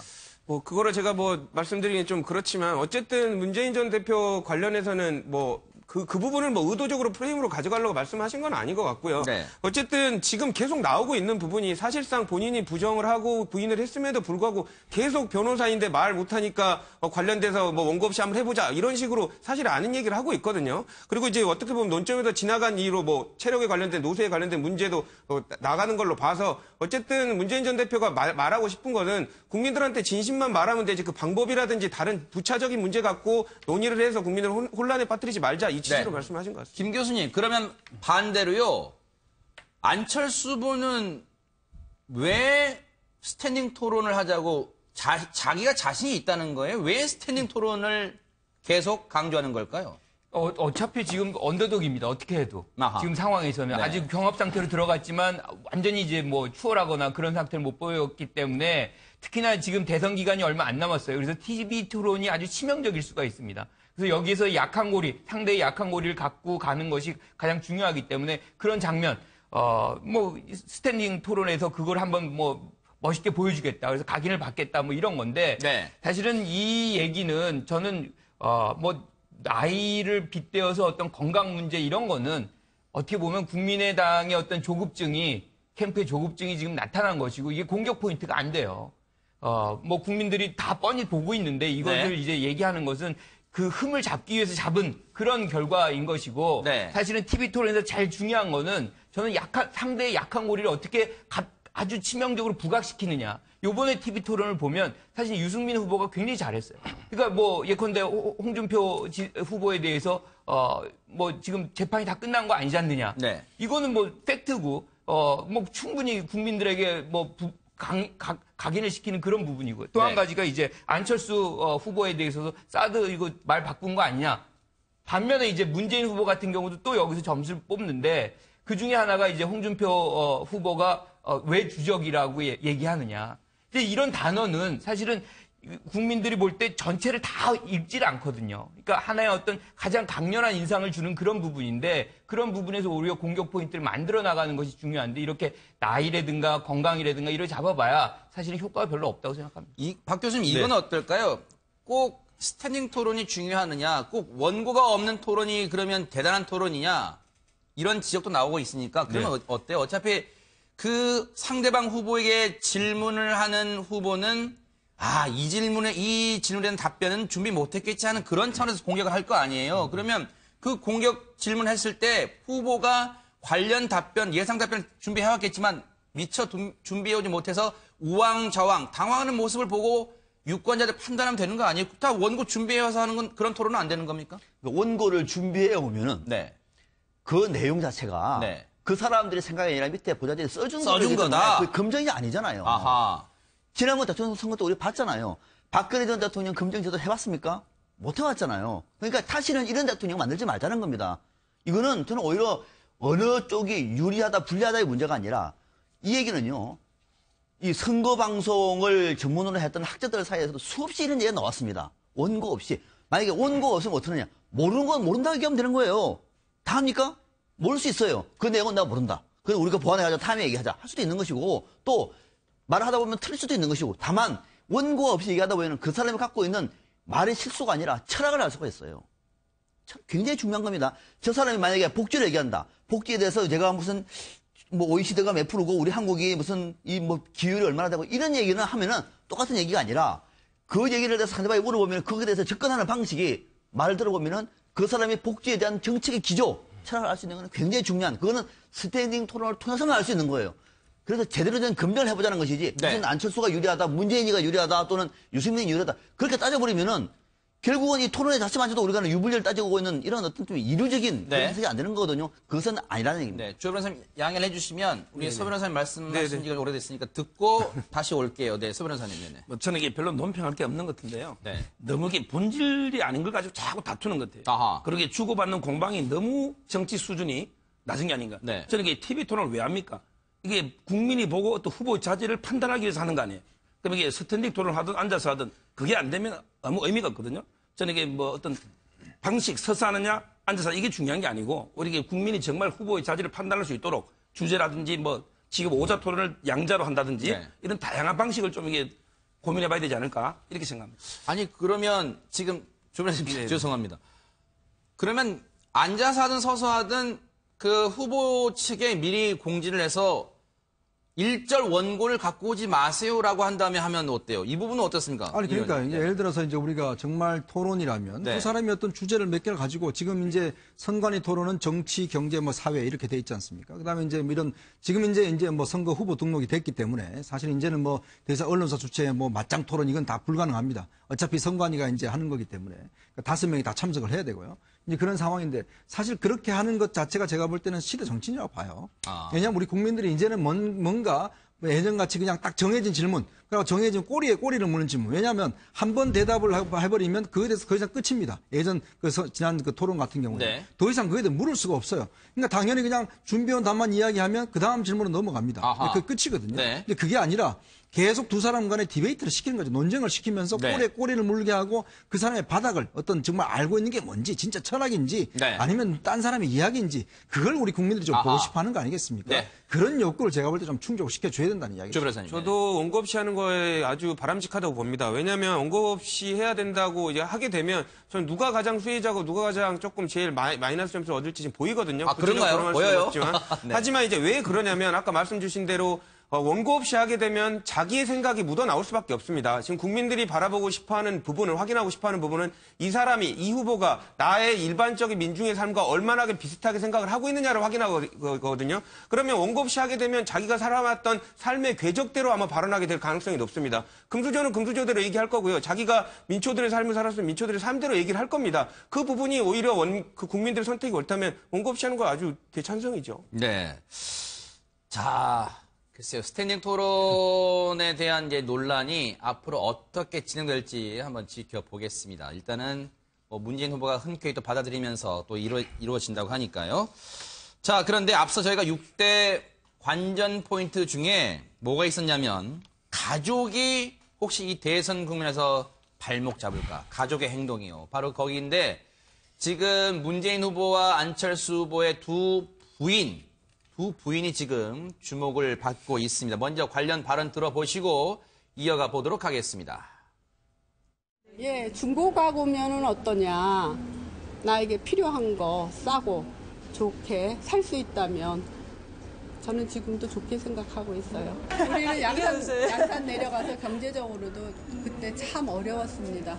부인의 서울대 교수 1+1 특혜 채용을 안 후보가 먼저 학교 측에 요구했다는 의혹에 대해서도 직접 해명하시길 바랍니다. 평소 인권 변호사 출신임을 강조하던 문재인 후보가 법을 위반하고도 알뜰한 가구 구입으로 위장하고 있는 것입니다. 시청자 여러분들의 이해를 위해서 설명을 좀 해드려야 할 것 같아요. 싼 값에 중고 가구를 구입했다는 게 박 교수님, 지금 네. 왜 이게 문제가 되는 겁니까? 당초에 문재인 후보 측에서는 지난 대선 때도 얘기가 나왔었죠. 가구를 샀는데 가구를 저렴하게 산 것이다. 좀 얘기를 했습니다. 근데 그 뒤에 알고 봤더니 저렴한 것이 아니라 고가에 산 것으로 의혹이 나왔어요. 그러니까 그러면은 고가구를 샀다는 것 자체가 아니라 그걸 설명하는 과정 속에서 거짓말을 한 것이 아니냐라고 네. 하는 지금 얘기를 하고 있는 겁니다. 네. 이 대목은 기존에 말이 바뀌었기 저는 오히려 방금 김정수 여사 말한 것처럼 오래된 가구라도 싸게 사는 것이 좋다고 봐요. 살 수도 있는 거죠, 그거를. 그 문제가 아니라 그 이후에 해명이 달라지다 보니까 그러면은 그 이전에 문재인 후보 측에서 해명했던 것이 거짓말이냐라고 하는 비판을 받고 있는 거죠. 네. 조 변호사님, 이런 부분까지 즉 이제 부인들의 과거 행동이 지금 대선 국면에서도 지금 뭐 언론들이 보는 각도에 따라서 네거티브 공방 중에 하나다 이렇게 보고 있는데 이 부분은 어떻게 봐야 될까요? 제가 일단 그 전에 몇 가지 사실관계를 좀 정리를 좀 해드리자면 뭐 지금 언론 보도를 자세히 안 보신 시청자들은 뭐 되게 고가의 그거를 산 걸로 직접 산 걸로 오해를 하시는데 그게 아니라요. 네. 지금 600만 원짜리의 그 이름으로 알려지는 의자를 중고를 거쳐서 50만 원을 샀다는 얘기를 해명을 하셨고요. 그건 2012년도에도 동일한 해명이셨습니다. 그리고 두 번째로는 지금 뭐 수백만 원짜리를 뭐 이렇게 산 걸로 이렇게 생각을 하시는데 그게 아니라 중고 가구를 10점이 넘는 거를 한 1,600만 원 정도에 샀으니까 뭐 하나당 막 100만 원 정도 하는 그 가격이라고 보시면 됩니다. 그렇기 때문에 뭐 요즘 뭐 결혼하신 분들 다 아시겠지만 그렇게 고가라고 볼 수도 없는 부분이거든요. 그러니까 어쨌든 그 부분은 차치를 하고라도 관련돼서 그 지금 뭐 저도 결혼한 지 5년 됐습니다만 5년 전에 샀던 가구 얼마였는지 기억 안 납니다. 물론 해명하는 부분에 있어서 기억을 더듬어가지고 열심히 해야 되는 부분은 사실이지만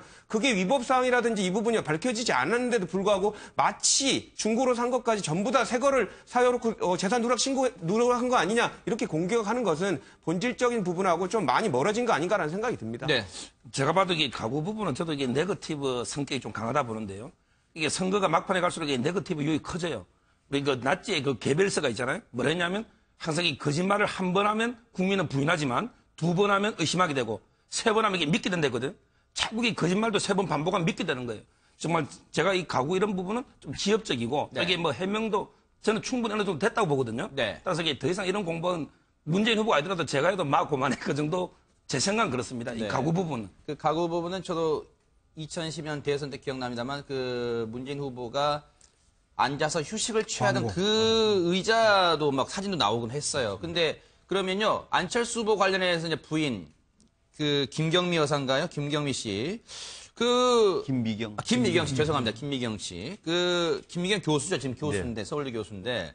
이 의원님, 지금 김미경 교수가 안철수 후보가 의원 시절, 그 의원 시절 보좌진을 개인적으로 뭐 일을 시켰다. 지금 그게 지금 논란이 되고 있어요. 또 이 부분은 어떻게 봐야 되는지. 그러니까 이제 예를 들어서 뭐 여수 가는데 그 표 자체를 그러니까 지금 예매를 시켰다든지 그다음에 자기 연설문 관련 강의 자료 관련해서 강의 자료를 부탁했는 이런 이제 이야기 나오고 있는데 또 그쪽 쪽 해명을 들어보면 그 여수 간 것 자체도 그냥 이제 일정을 그냥 보내준 것에 불과하다라는 거라든지 그다음에 그 강의 자체도 보면 그 뭐 행사와 당과 관련 행사 관련해서 미리 보게 한 것이다 뭐 이런 이야기가 나는 것 같지. 지금 이 사실적 관계 자체가 분명하지 않기 때문에 저것에 대해서 뭐 갖다붙어 지금 논평하기가 좀 솔직히 그렇습니다. 왜냐하면 지금 이제 양쪽에서 지금 공방하는 것 자체가 보면 굉장히 사실관계를 좀 제대로 확인하기보다는 좀 의혹만 지금 계속 제기하고 있는 것 같거든요. 이런 문재인 후보의 부인 그 가구 문제도 마찬가지지만 서로 이야기도 좀 다 좀 달라요. 그러다 보니까 이게 지금 어떤 것이 이제 확실하게 팩트로 확인이 되면 분명히 이야기할 수도 있는데 김미경 여사 문제 같은 경우도 물론 이제 그 안철수 후보의 이제 보좌관한테 개인적인 일을 시켰다라면 이게 상당히 문제가 되는 것이죠. 근데 그게 이제 어떤 본인의 국회 의정 활동 관련이 있다든지 당과 관련이 있다든지 이런 경우는 좀 다른 차원이라고 저는 보거든요. 이게 우리가 사실 지금 귀한 시간에 이런 문제 가지고 공방전 벌이는 거는 야권 어느 쪽도 유리하지 않습니다. 상당히 논평하는 것도 불쾌한 얘기거든요. 지금 김미경 교수 얘기도 뭐냐면은 그 내용을 또 자료를 보니까 강의 여수에 전남대가 있지 않습니까? 전남대 또 다른 여수 캠퍼스가 있습니다. 거기에 강의를 안철수 의원 쪽에서 부탁을 한 거예요. 강의를 해달라. 이제 그 학교에서 요청이 들어왔으니까 안철수 후보가 가면 더 나름대로 또 도움이 될 수 있으니까 강의를 갔는데 그 강의 갔던 그 자료를 김미경 교수가 정리를 해가지고 이대로 얘기하면 되겠느냐를 준 거예요. 그러니까 안철수 보좌진 팀에서 부탁을 한 겁니다. 강의를 해달라고. 그러면 촉을 써가지고 이대로 하면 되겠느냐 그 얘기예요. 또 하나 기차표 끌어달라고 한 것이 아니라 내가 언제 가가지고 언제 온다는 것을 일정을 통보해 준 거예요. 그러니까 이것이 잘못 오해가 돼가지고 마치 개인처럼 써먹었다. 저도 맨 처음에 김병기 교수가 강의를 한 것을 안철수 의원 보좌관이 어떻게 합니까? 그 대학 교수의 강의를. 그것이 아니라 초고를 이대로 하면 되겠느냐 물어본 거예요. 그것이 밖에서 전달되다 보니까 오히려 양쪽 캠프 쪽에서는 그냥 무슨 뭐 갑질을 했다 이렇게 가고 있는 건데 이것도 우리가 팩트를 좀 정확하게 보시고 어느 쪽이든 유불리가 아니라 이런 문제를 가지고 11억을 타입이 분명히 아닙니다. 그리고 오히려 그 문제에 대해서는 김병기 교수가 그것도 불찰이다 사과했습니다. 그럼 쿨하잖아요. 저는 오히려 이것도 문재인 후보도 마찬가지인 거예요. 이 가구 문제를 가지고 11억 그런 것이 아니라 그때는 파악이 잘못됐다. 사과하면 끝나는 문제거든요. 그래서 이 문제 가지고 더 시간을 끄는 그런 공방정은 양쪽이 좀 자제했으면 김 교수님, 네네. 이렇게 가족 문제 갖고서 관심이 이렇게 집중되는 이유가 있습니다. 지금 요번에 국정농단 사건이라는 것이 사실은 박 전 대통령 주변에서 일이 발생한 것이고 그게 일파만파 우리 국가를 흔들어 놓는 그런 장면이 있었기 때문에 국민들은 여기서 굉장히 민감할 수밖에 없는 거예요. 그래서 그런 취지가 있는데 저는 이제 한 가지 여기서 지금 두 분의 얘기를 조금 나눠서 봐야 될 거는 한쪽은 괜히 사적 영역이에요. 한쪽은 또 다른 쪽은 공적 영역입니다. 지금 특히나 이제 교수 특채 이제 과정 속에서 나타난 것들은 이건 분명히 규명이 돼야 되는 부분이고 네. 실질적으로 이게 공적 영역에서 발생된 것이기 때문에 네. 이런 부분은 국민이 알 권리가 분명히 있다라고 생각을 합니다. 네. 글쎄요. 이 의원님 그런 얘기를 많이 합니다. 네거티브 공방과 검증은 종이 한 장 차이다. 그런데 앞서 서 변호사님도 그랬잖아요. 이 선거가 이제 선거날이 임박할수록 저 네거티브냐 검증이냐 종이 한 장 차이가 거셀 수밖에 없을 것 같다 이런 생각도 해봅니다. 10초 드릴게요. 네. 마무리만 좀 부탁드리겠습니다. 어쨌거나 이게 지금 좀 양산하는 좀 루트가 있는 것 같아요. 네네. 지금 보면은 이제 어떤 뭐 인터넷 언론이나 이런 데서 나오고 당에서 인용을 하고 또 공방전을 벌이다가 또 이제 수그러들면 또 그런 식의 반복적으로 네. 되는 것 같거든요. 아하. 좀 이번에는 페이크 뉴스 좀 확실히 좀 가려야 될 것 같습니다. 그래야겠네요.